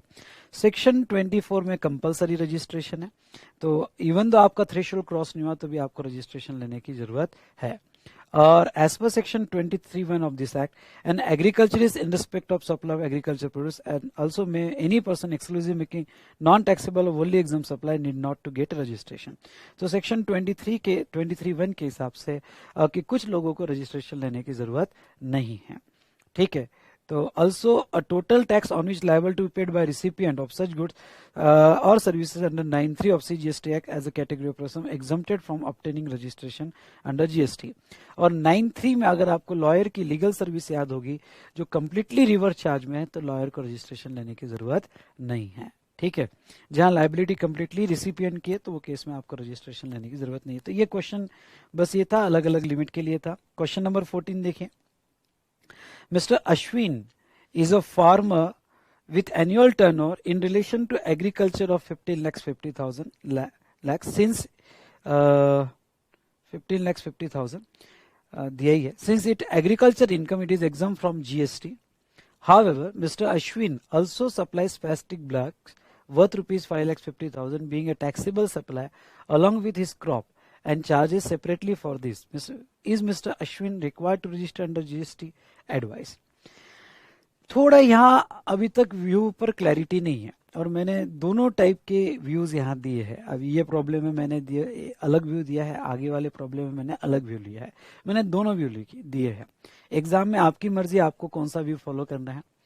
जैसे एग्रीकल्चर जो सप्लाई है mostly agriculture supply exempt supply है, और सेक्शन 23 ये कहता है कि आप एक्सक्लूसिवली एंगेज है। आई रिपीट, सेक्शन 23 कहता है अगर आप एक्सक्लूसिवली एंगेज है किसमें, एग्रीकल्चर प्रोडक्ट्स में, और आप जहां तक है एग्रीकल्चरिस्ट हो तो वो केस में आपको यहाँ पे रजिस्ट्रेशन लेने की जरूरत नहीं है। लेकिन अगर सेक्शन 23 आप पढ़े तो आज भी क्लैरिटी नहीं है कि समझ लो मेरा एग्रीकल्चर का टर्नओवर है और अदर टर्नओवर है, तो एग्रीकल्चर का टर्नओवर मैं एग्रीगेट टर्नओवर में कंसीडर करूंगा या नहीं करूंगा, क्योंकि सेक्शन 23 कहता है कि अगर आपका एग्रीकल्चर टर्नओवर है तो आप एग्रीकल्चरिस्ट हो तो ऐसे सिचुएशन में आपको रजिस्ट्रेशन करने की जरूरत नहीं है। ठीक है ना, अगर मेरा ओनली एग्रीकल्चरिस्ट टर्नओवर होता तो मैं नहीं रजिस्ट्रेशन करता। लेकिन यहाँ पे बेटा प्रॉब्लम क्या है, यहाँ पे मेरा एग्रीकल्चर के साथ अगर अदर टर्नओवर, और एग्रीकल्चर टर्नओवर एग्जम्प्ट है, अदर टर्नओवर टैक्सेबल है, और एग्रीगेट टर्नओवर की डेफिनेशन अगर मैं लूँ, आई रिपीट एग्रीगेट टर्नओवर की मैं डेफिनेशन लूँ तो उसमें एग्जाम सप्लाई का टर्नओवर और एग्जाम सप्लाई में वोनली एग्जाम या नॉन टैक्सेबल भी कवर हो जाता है। तो एक व्यू ये है कि एग्रीगेट टर्नओवर में अगर आपका एग्रीकल्चर के साथ कोई अदर टर्नओवर होगा तो वो भी कंसीडर करना पड़ेगा, यानी 15,50,000 प्लस 5,50,000 यानी 21 लाख जो है आपका टर्नओवर बनता है। और ये अगर 21 लाख आपका टर्नओवर बनता है, देखिए बेटा 21 लाख का आपका टर्नओवर बनता है, तो अब इंपॉर्टेंट ये है कि आपको रजिस्ट्रेशन लेना पड़ेगा क्या। अगर आप ओनली अगर आप गुड्स प्लस सर्विस में हो तो 20 लाख की लिमिट है, और एक्सक्लूसिवली सप्लाई ऑफ गुड्स हो तो 40 लाख की लिमिट है। तो 40 लाख की लिमिट हम अगर ये अज्यूम करेंगे कि आप एक्सक्लूसिवली सप्लाई ऑफ गुड्स में हो, तो वो सिचुएशन में 40 लाख की लिमिट मिलेगी, तो आपको रजिस्ट्रेशन करने की जरूरत नहीं, क्योंकि 21 लाख से हुआ और इसमें मैं एग्रीकल्चर प्रोड्यूस का इनकम ऐड कर रहा हूं, तो 21 लाख हुआ, तो आपको रजिस्ट्रेशन लेने की कोई जरूरत नहीं है। लेकिन अगर आप जो है यहाँ पे 20 लाख की लिमिट लेते हो तो फिर आपको रजिस्ट्रेशन करना पड़ेगा। पर यहाँ पे मेरे हिसाब से 20 लाख का तो लॉजिक नहीं बनता है, क्योंकि 20 लाख की लिमिट तभी लूंगा जब मैं गुड्स प्लस सर्विस दूंगा या ओनली सर्विस दूंगा। यहाँ प्रॉब्लम देखने के बाद ये पता चलता है कि मैं तो सिर्फ एक तो एग्रीकल्चर प्रोड्यूस है, दूसरा प्लास्टिक बैग्स है, मतलब दोनों मैं गुड्स ही सप्लाई कर रहा हूँ। अगर मैं गुड्स सप्लाई कर रहा हूँ तो मुझे 40 लाख की लिमिट मिलनी चाहिए। ठीक है दोस्तों, तो ये 40 लाख की लिमिट के बारे में हमने देखा। उसके बाद में डीलर हैज, नेक्स्ट क्वेश्चन देखो, क्वेश्चन नंबर 14। ये नोट जो है ये नोट मैंने निकाल लिया है।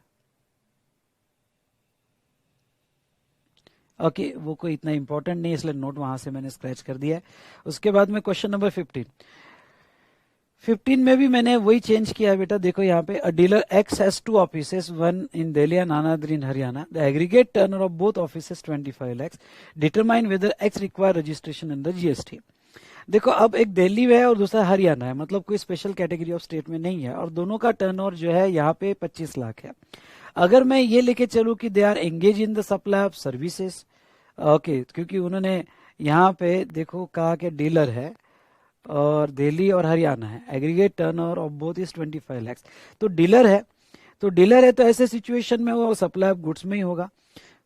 तो यहाँ पे मैं ये अज्यूम करता हूँ कि वो सप्लाई ऑफ गुड्स में है, और लिमिट जो अप्लीकेबल होगी वो 40 लाख की अप्लीकेबल होगी, इसलिए उसको रजिस्ट्रेशन करने की कोई जरूरत नहीं है। तो मैक्सिमम चेंजेस मैंने रजिस्ट्रेशन चैप्टर में जो आंसर चेंज किए है, बस इस 40 लाख की लिमिट को कंसिडर करके ही चेंज किए, इसलिए बहुत सी जगह आप जो है इजीली समझ सकते हो और उसको अच्छे से पढ़ भी सकते हो। ठीक है दोस्तों, क्वेश्चन नंबर 16 देखो। यहाँ पे अगेन मैंने ये अज्यूम किया है,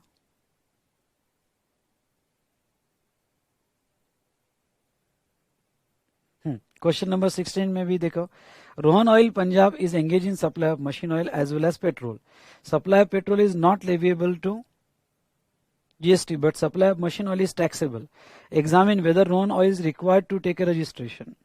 तो वही आंसर दिया है कि वैसे तो लिमिट 20 लाख है, लेकिन अगर वो एक्सक्लूसिवली सप्लाई ऑफ गुड्स में होगा तो 40 लाख लिया जाएगा।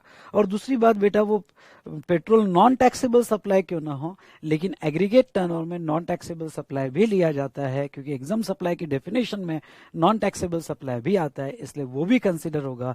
और दोनों का टर्नओवर मिला के नॉर्मली 20 लाख और exclusive engage in supply of goods होगा तो 40 लाख का लिमिट उसको मिल सकता है। ओके, तो यही आंसर मैंने दिया।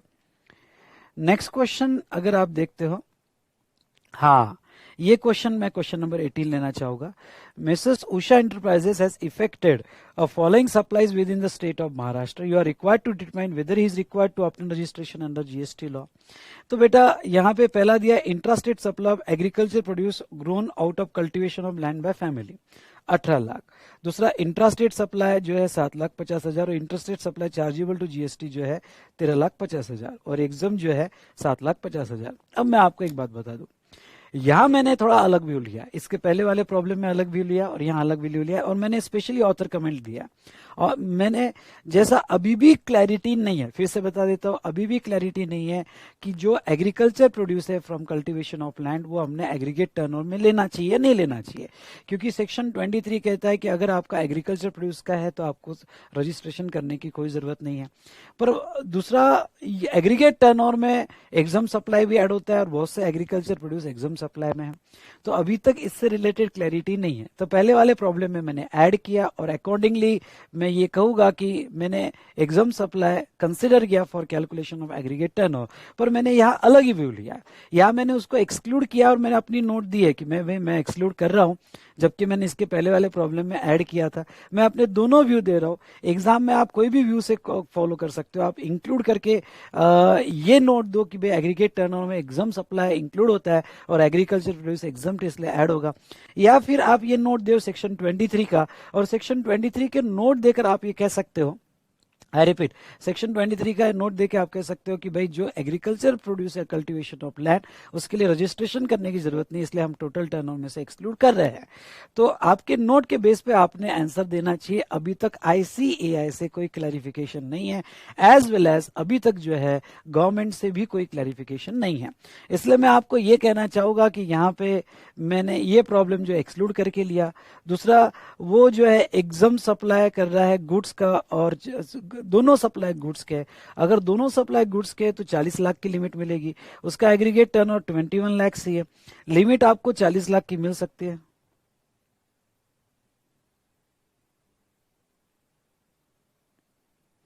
ओके, तो उसको रजिस्ट्रेशन करने की जरूरत नहीं है, बस इतना मैंने यहाँ पे चेंज किया है। नेक्स्ट प्रॉब्लम तो आप कर सकते हो बेटा, वही बेटा 40 लाख और मैंने वो ऐड किया है। नेक्स्ट प्रॉब्लम में कोई खास बात नहीं है। उसके बाद में यस, ये मैं ले लेता हूँ। Question number 20, pure oil Delhi has started a supply of machine oil and high speed diesel in the month of April 2020. Following details have been furnished by it for the said month. Supply of machine oil in Delhi 2 lakhs. High speed diesel is 4 lakhs. Supply made through Fortis lubricants, an agent of pure oil in Delhi. ठीक है, 1,75,000, and supply made by pure oil from its branch located in Punjab 1,80,000. तो देखो यहाँ पे ये जो amount है excluding GST दिया है।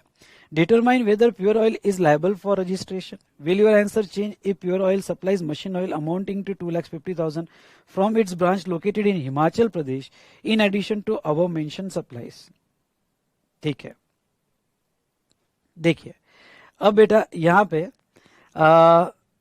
सबसे पहले तो ये जो है दिल्ली में है, वो ऑयल बेच रहा है, ये ऐड होगा एग्रीगेट टर्नओवर में रजिस्ट्रेशन के लिए। उसके बाद में डीजल, क्यों ना डीजल यहाँ पे नॉन टैक्सेबल सप्लाई पर एग्रीगेट टर्नओवर में ऐड होगा।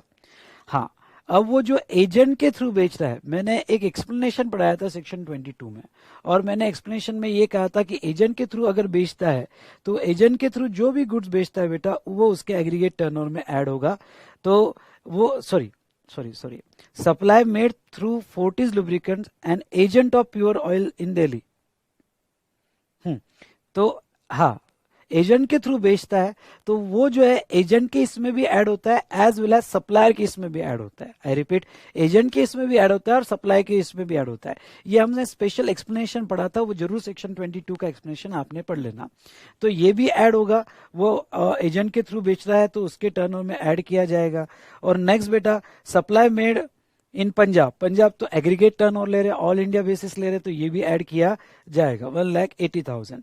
तो टोटल आपका 9,55,000 आएगा, और 9,55,000 आ रहा है, और सभी मेरे ख्याल से गुड्स में एंगेज है।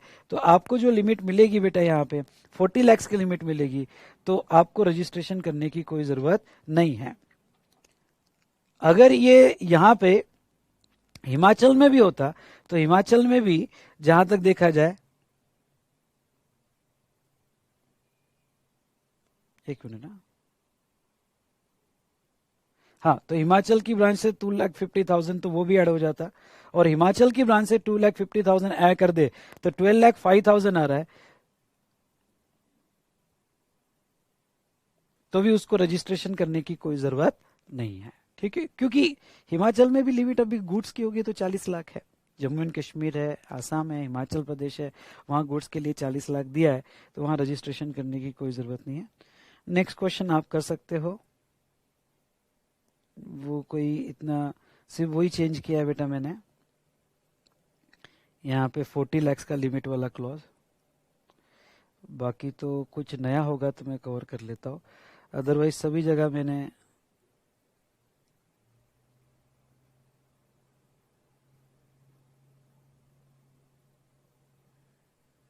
सॉरी, हाँ ये ले लेता हूँ, सॉरी क्वेश्चन नंबर 22 ले लेता हूँ जो बड़ा इंपॉर्टेंट है। ठीक है, ये देखो question number 22। Rishabh Enterprises, a sole proprietary firm, started an air conditioning restaurant in Virar, Maharashtra in the month of February, wherein the customer are served cooked food as well as cold drink, non-alcoholic beverages. In March, firm opened a liquor shop in Raipur, Uttarakhand, for trading in alcoholic liquor for human consumption. Determine whether Rishabh Enterprises is liable to register under GST with the help of following information. तो serving of cook food, अब देखो, अब GST में उसे registration लेना है या नहीं लेना है, ये हम बात करेंगे। तो सबसे पहले तो serving of cook food and cold drink non alcoholic beverages in a restaurant, यानी वो रेस्टोरेंट चला रहा है। फरवरी और मार्च का टर्नओवर दिया हुआ है। Sale of alcoholic liquor for human consumption in Uttarakhand 5 lakh रुपए दिया है। Interest received from bank on fix deposit 1 lakh और 1 लाख दिया है। और export of pack food items from restaurant in Maharashtra 1,50,000 और 2 लाख लिखा है। अमाउंट जो है एक्सक्लूडिंग जीएसटी है। You are required to provide the reason for treatment of various items given above. करना क्या है आपको, वो आपको पहले तो ये डिसाइड करना है कि जीएसटी में रजिस्ट्रेशन लेना है या नहीं लेना है, और सबकी ट्रीटमेंट आपको बनाना। पहली बात तो ये रेस्टोरेंट है, सर्विस में एंगेज है, सर्विस में एंगेज है तो 40 लाख का लिमिट इसको नहीं मिलेगा, इसको जो है 20 लाख में खत्म करना पड़ेगा। अब 20 लाख जो है यहाँ पे देखते हैं कि ये जो टर्नओवर दिया है ये 20 लाख क्रॉस होता है या नहीं होता है। अब टर्नओवर में ये आपको ये भी ऐड करना पड़ेगा। हाँ, एक इंपॉर्टेंट बात बता दूं आपको, जब आप टर्नओवर कैलकुलेट कर रहे हो बेटा, तो टर्नओवर में मैं आपको बता दूं, इंटरेस्ट जो है वो इंटरेस्ट भी आपको ऐड करना है। ठीक है, इंटरेस्ट भी ऐड करना है 2 लाख रुपए। क्यों इंटरेस्ट ऐड करना है? मैंने आपको कहा कंपोजिशन लेवी के सभी कैलकुलेशन से इंटरेस्ट एक्सक्लूड कर देना, लेकिन अगर आपको याद होगा तो थ्रेशोल्ड के लिए इंटरेस्ट आपको ऐड करना पड़ेगा। आई रिपीट, इंटरेस्ट आपको ऐड करना पड़ेगा। तो ये ऐड करके डिसाइड करना पड़ेगा कि थ्रेशोल्ड जा रहा है या नहीं जा रहा है। पर एक प्रोविजन है कि आप एक्सक्लूसिवली सप्लाई ऑफ गुड्स है, सिर्फ इंटरेस्ट मिल रहा है। देखो, 2 बातें आपको सेक्शन 22 में ध्यान रखनी है। इंटरेस्ट एग्जाम सप्लाई है, interest on bank loan etcetera, ये जो है बैंक डिपॉजिट, सॉरी। तो यहाँ पे इंटरेस्ट जो है, इंटरेस्ट तो आपको ऐड करना पड़ेगा क्योंकि वो एग्जाम सप्लाई है, और थ्रेशोल्ड के लिए वो एक्सक्लूजन नहीं है, कंपोजिशन लेवी के लिए वो एक्सक्लूजन है। नेक्स्ट पॉइंट, यहाँ पे एक और इंपॉर्टेंट बात सेक्शन 22 में वो ये है कि अगर आप एक्सक्लूसिवली सप्लाई ऑफ गुड्स है और आपको सिर्फ इंटरेस्ट मिल रहा है, आई रिपीट, आप एक्सक्लूसिवली सप्लाई ऑफ गुड्स में एंगेज हो और ओनली इंटरेस्ट मिल रहा है, तो इंटरेस्ट क्यों ना सर्विस हो, लेकिन ये माना जाएगा कि आप सप्लाई ऑफ गुड्स में ही हो, सर्विस में इन्वॉल्व नहीं हो। सिर्फ इंटरेस्ट होना चाहिए, दूसरी सर्विस नहीं। मेरी बात समझ में आ रहा है? मतलब क्या कि मैं ट्रेडर हूं, मैं एक्सक्लूसिवली गुड्स ही सेल करता हूं और मुझे सेविंग अकाउंट पे इंटरेस्ट मिल रहा है या बैंक डिपॉजिट पे इंटरेस्ट मिल रहा है, तो सिर्फ इंटरेस्ट के वजह से मेरी 40 लाख की लिमिट नहीं जाएगी। मैं एक्सक्लूसिवली सप्लाई ऑफ गुड्स मानो जाऊंगा और मुझे 40 लाख मिल जाएगा, क्यों ना इंटरेस्ट सर्विस हो। हाँ, मेरी 40 लाख की लिमिट नहीं जाएगी, लेकिन 40 लाख का जब कैलकुलेशन करूंगा, आई रिपीट, 40 लाख का जब एग्रीगेट टर्नओवर निकालूंगा तो इंटरेस्ट ऐड किया जाएगा, लेकिन उतनी सी सर्विस अलाउ होगी, यानी इंटरेस्ट अलाउ होगा, बाकी कोई सर्विस आपको 40 लाख के लिमिट में अलाउड नहीं होगी, तो वो भी ऐड किया जाएगा। टोटल टर्नओवर आपका 22,50,000 है। तो आप थ्रेशोल्ड क्रॉस कर चुके हो, रीजन आपको सब देना पड़ेगा। तो ऐसे केस में आपको रजिस्ट्रेशन लेना पड़ेगा विद इन 30 डेज। नेक्स्ट, तो नेक्स्ट आप कर सकते हो, कोई खास बात नहीं है इसमें। ठीक है, question number 24।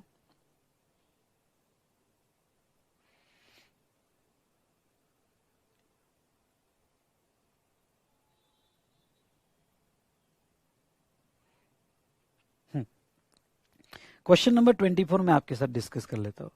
Rajesh Dynamic, having its head office in Chennai, carries on a following activity with respect to turnover in a financial year. पहला, supply petrol at Chennai 18 lakhs, petrol supply किया, non taxable है। Value of inward supply on which tax is payable under reverse charge basis 9 lakhs. Supply of transformer oil at Chennai 2 lakh. Value of branch transfer from Chennai to Bengaluru without payment of consideration 11,50,000, and value of taxable supplies at Manipur branch 11,50,000. ठीक है. It argues that it does not have a taxable turnover crossing threshold limit 20 lakhs either at Chennai or Bangalore, and including turnover of Manipur branch. It believes that the determination of aggregate turnover is not required for the purpose of obtaining registration but required for determining composition levy. Decide on the basis of the above facts. Aggregate turnover of Rajesh Dynamics Limited. Aggregate turnover निकालना है. Aggregate turnover का definition क्या है बेटा? Aggregate turnover का definition यहाँ पे है all taxable supply excluding inward supply subject to reverse charge. मतलब आपको सभी टैक्सेबल सप्लाई लेना है प्लस एग्जाम सप्लाई में टोटल लेना है आपको exempt as well as wholly exempt as well as nil rate as well as taxable as well as non taxable. तो पेट्रोल डीजल होगा तो वो भी लेना है, एक्सपोर्ट होगा तो वो भी कंसीडर करना है, एज वेल एज बेटा यहाँ पे इंटरस्टेट ब्रांच ट्रांसफर होगा तो वो भी कंसीडर करना है. इसलिए आपको एग्रीगेट टर्नओवर में ये कंसीडर करना है, रिवर्स चार्ज वाला नहीं, पर ये तीनों भी आपको कंसीडर कर लेना है. तो अगर मैं आपका एग्रीगेट टर्नओवर निकालूं तो बेटा एग्रीगेट टर्नओवर 43 लाख आ रहा है. दूसरा सवाल क्या पूछा है? All condition that fulfil requirement for registration under CGST act 2000 that given circumstances. क्या उसे रजिस्ट्रेशन लेना जरूरी है? तो बेटा ऐसे केस में यस, जो है 43 लाख उसका टर्नओवर है यहां पे. तो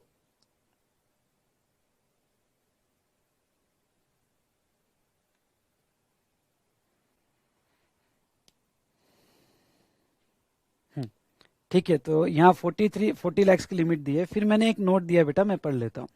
Rajesh dynamic is liable to registered in Chennai Tamil Nadu if aggregate turnover in financial year exceeds 40 lakhs. ठीक है.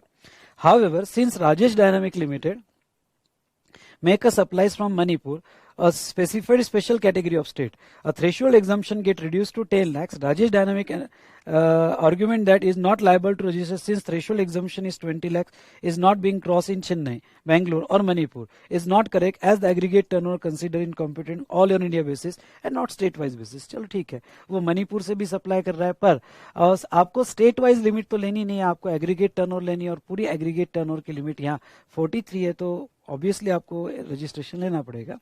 Further, Rajesh Dynamic is also wrong in believing that aggregate turnover is computed only for the purpose of determining eligibility of composition levy, since aggregate turnover required to be determined the eligibility of both registration and composition levy. Rajesh turnover ने यहाँ पे Rajesh dynamics ने इन्होंने यहाँ ये contention लिया कि नहीं, एग्रीगेट टर्नओवर की लिमिट जो है ये डेफिनेशन जो है सिर्फ कंपोजिशन लेवी के लिए अप्लाई होगी और रजिस्ट्रेशन के लिए अप्लाई नहीं होगी. ये भी बिल्कुल सही नहीं है, वो रजिस्ट्रेशन के लिए भी अप्लाई किया जाएगा. ठीक है. क्वेश्चन नंबर 31 ये आप कर लेना, ये आपने देख लेना. 33 देख लेते हैं. ये वाला क्वेश्चन मैं ले लेता हूं, क्वेश्चन नंबर 33. चलो. Alpha private limited Pune provides housekeeping services.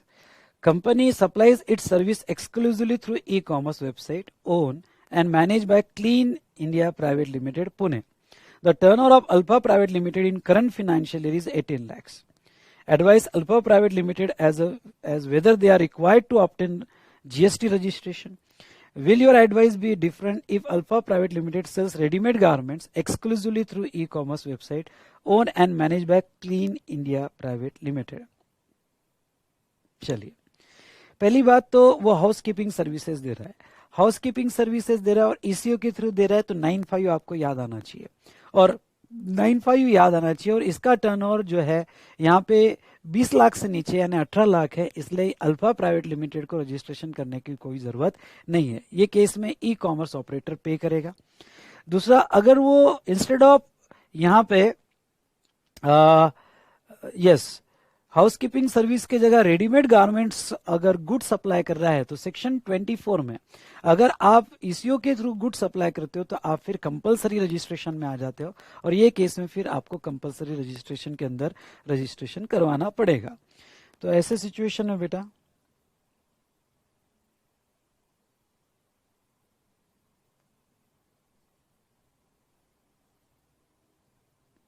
पहले मैंने लीगल प्रोविजन एक्सप्लेन किया, सेक्शन 22 अगर आप देखते हो 24 और 95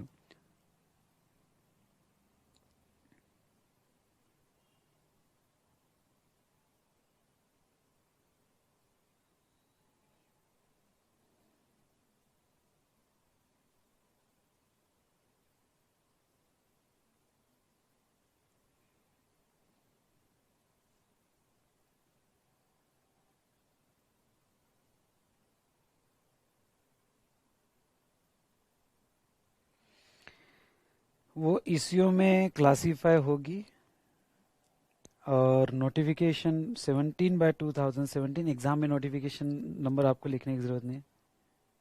हाउस कीपिंग सर्विसेज है और वो रजिस्टर्ड नहीं है।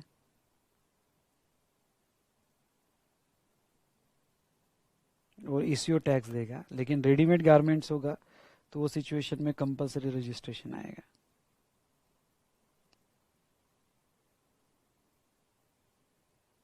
ठीक है, तो आप ये रीड करोगे तो आपको समझ जाएगा। आंसर बहुत लेंदी है, थोड़ा आपको समराइज करना पड़ेगा। चलिए अदर क्वेश्चन देख लेता हूँ, कोई अगर इम्पोर्टेंट होगा तो हम डिस्कस कर लेंगे, अदरवाइज तो बाकी तो 40 लाख की लिमिट हर जगह मैंने ऐड करके ही डिस्कशन किया है।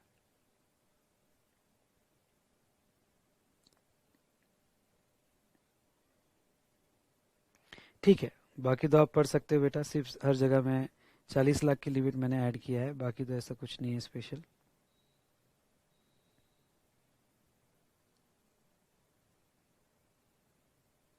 हाँ, ये वाला क्वेश्चन बहुत अच्छा है और अच्छे से करके जाना। यस, क्वेश्चन नंबर 465 ले लेता हूँ, इम्पोर्टेंट। ठीक है, Mahadev Enterprises, a sole proprietorship firm, open a shopping complex dealing in supply of goods at multiple locations, that is Himachal Pradesh, Uttarakhand, Tripura, in the month of June. It has furnished following details relating to the sale made at such multiple location. Himachal, Uttar Pradesh, Tripura. ठीक है, इसमें से एक जगह 10 लाख की limit applicable है। हिमाचल प्रदेश में अगर गुड्स होगा तो 40 लाख है, उत्तराखंड जो है 20 लाख है, पर हमको तो एग्रीगेट टर्नओवर लेना है। Intrastate sale of taxable goods Himachal में दिया है, त्रिपुरा दिया है। इंट्रास्टेट ऑफ एग्जम्प्टेड गुड्स दिया है। Interest received from bank on the fixed deposit दिया है, और intrastate sale of non taxable goods दिया है। ठीक है, with the help of our mention information answer the following questions giving the reason. Determine whether Mahadev Enterprises is liable to be registered under GST law, and what is the threshold limit of taking registration in this case. क्या उसे GST law में registration लेना पड़ेगा? तो पहले तो मैं आपको बता देता हूं, उसका पूरा सप्लाई ऑफ गुड्स है तीनों स्टेट से। ठीक है, और यहां पे अभी ये लेके चलना कि अगर आपका कोई एक स्टेट में भी, हाँ मैंने जो पहले एक इंटरप्रिटेशन दिया वो कंटिन्यू करके चलना, कि कोई एक स्टेट में भी रजिस्ट्रेशन करवाना पड़े, समझ लो यहाँ पे त्रिपुरा में 10 लाख के ऊपर टर्नओवर जा रहा है इसलिए रजिस्ट्रेशन करवाना पड़े, तो आपको सभी स्टेट में रजिस्ट्रेशन करवाना पड़ेगा, सभी स्टेट में रजिस्ट्रेशन करवाना पड़ेगा। Is it clear?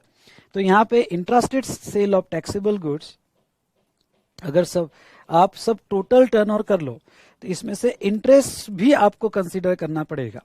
दूसरी बात, यानी सब आपको ऐड करना पड़ेगा, क्योंकि इस taxable supply, exempt supply, interest भी थ्रेशोल्ड के लिए ऐड होता है और नॉन टैक्सेबल भी ऐड होता है, और all over India pan basis आपको ऐड करना पड़ेगा। डन। दूसरी बात मैं आपको एक क्लियरली कह दूं यहाँ पे, और वो ये कि ये जो है ये 40 लाख की लिमिट के लिए एलिजिबल रहेगा। क्यों 40 लाख की लिमिट के लिए एलिजिबल रहेगा? सुनना ध्यान में, 40 लाख के लिए, क्योंकि जस्ट इंटरेस्ट के वजह से, मेरी बात सुनना, जस्ट इंटरेस्ट के वजह से ये गुड्स प्लस सर्विस नहीं माने जाएंगे, क्योंकि गुड्स प्लस सर्विस हो गए तो फिर वो 20 लाख में आ जाते हैं। I repeat, goods plus services हो गए तो 20 लाख में आ जाते हैं। तो जस्ट यहाँ पे इंटरेस्ट की वजह से वो गुड्स प्लस सर्विसेज नहीं माने जाएंगे। वो यहाँ पे जहां तक देखा जाए तो वो यहाँ पे यस, वो exclusively engage in supply of goods ही माने जाएंगे, और exclusively engage in supply of goods कहने की वजह से यहाँ जो है ओके उनको 40 लाख का लिमिट मिल जाएगा। अगर आप पढ़ोगे तो एक एक चीज का आंसर मैंने अच्छे से दिया है कि यहाँ थ्रेशोल्ड लिमिट 10 लाख है, वैसे 20 लाख है, और 40 लाख जो है रेस्ट ऑफ द इंडिया। ठीक है, threshold limit for person making exclusive taxable supply of service और supply of both goods and service as under, यानी आप सिर्फ सर्विस देते हो या गुड्स प्लस सर्विस देते हो तो 10 लाख और 20 लाख ही है। ठीक है, as per section 26 aggregate turnover में क्या क्या इंक्लूड होता है, तो ऐसे केस में आपका पूरा एग्रीगेट टर्नओवर जो है 22 लाख प्लस 21 लाख प्लस 14 लाख, ऐसा टोटल आपका एग्रीगेट टर्नओवर जो है लिया जाएगा।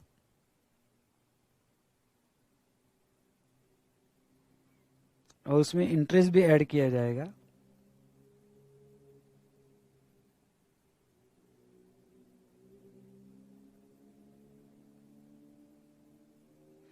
महादेव एंटरप्राइजेस का टर्नओवर 57,50,000 है। Applicable threshold limit registration is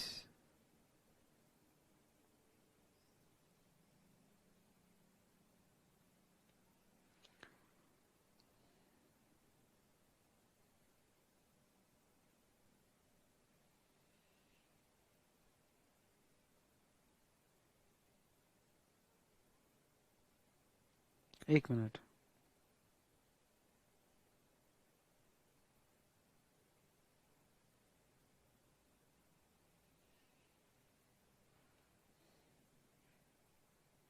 just a minute बेटा।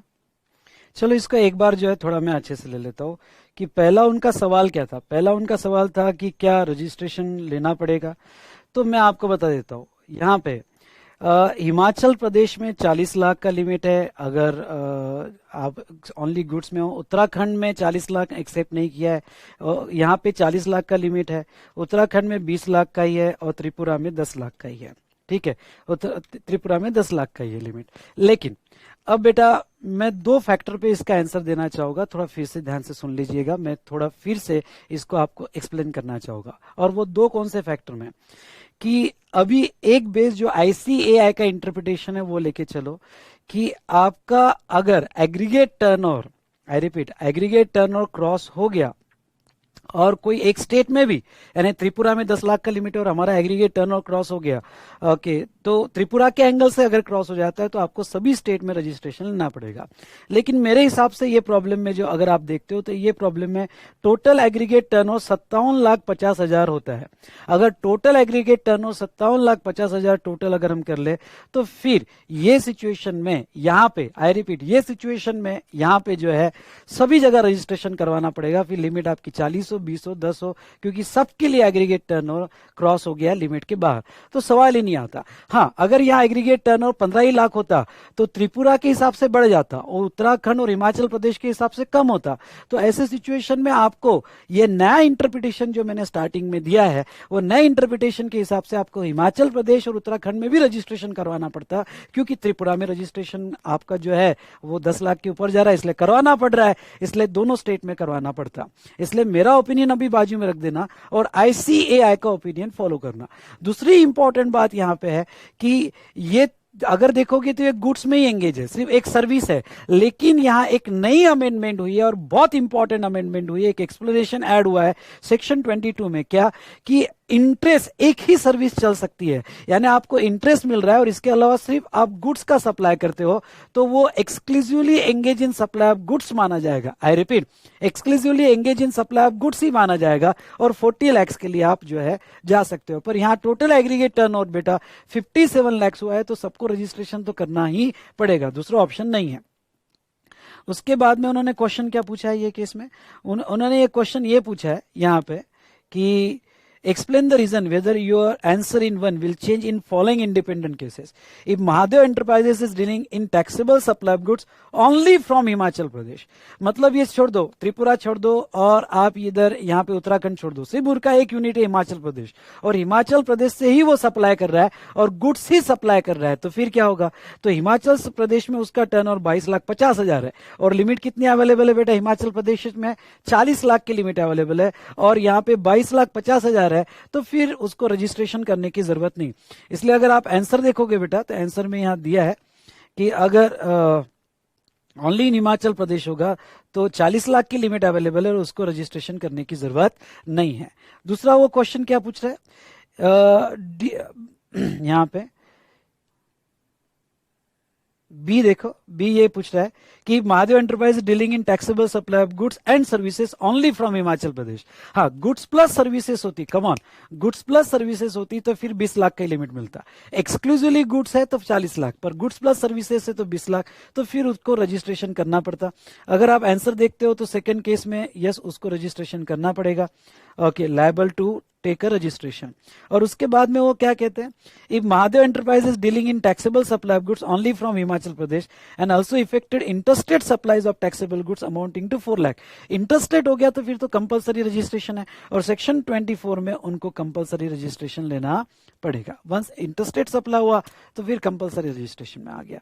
तो बेटा इस तरह से मैंने चेंज किए, एमसीक्यू अकॉर्डिंगली चेंज किया, आपने देख लेना। ओके, तो यहाँ पे हमारा ये चैप्टर रजिस्ट्रेशन खत्म होता है। कुछ इंपॉर्टेंट क्वेश्चन मैं आपके साथ डिस्कस कर चुका हूँ। इस तरह से हमारे क्वेश्चन में जो जो भी क्वेश्चंस अमेंड हुए हैं मैंने यहाँ कवर कर लिए हैं दोस्तों, ठीक है। तो चलो यहाँ रुकते हैं। ओके, फिर अब कोई लेक्चर बचा होगा तो मैं 1-2 दिन में और अपलोड कर दूंगा, तब तक आप ये कंप्लीट कर लेना, ठीक है। सो थैंक यू, और अपना पूरा ध्यान रखिएगा।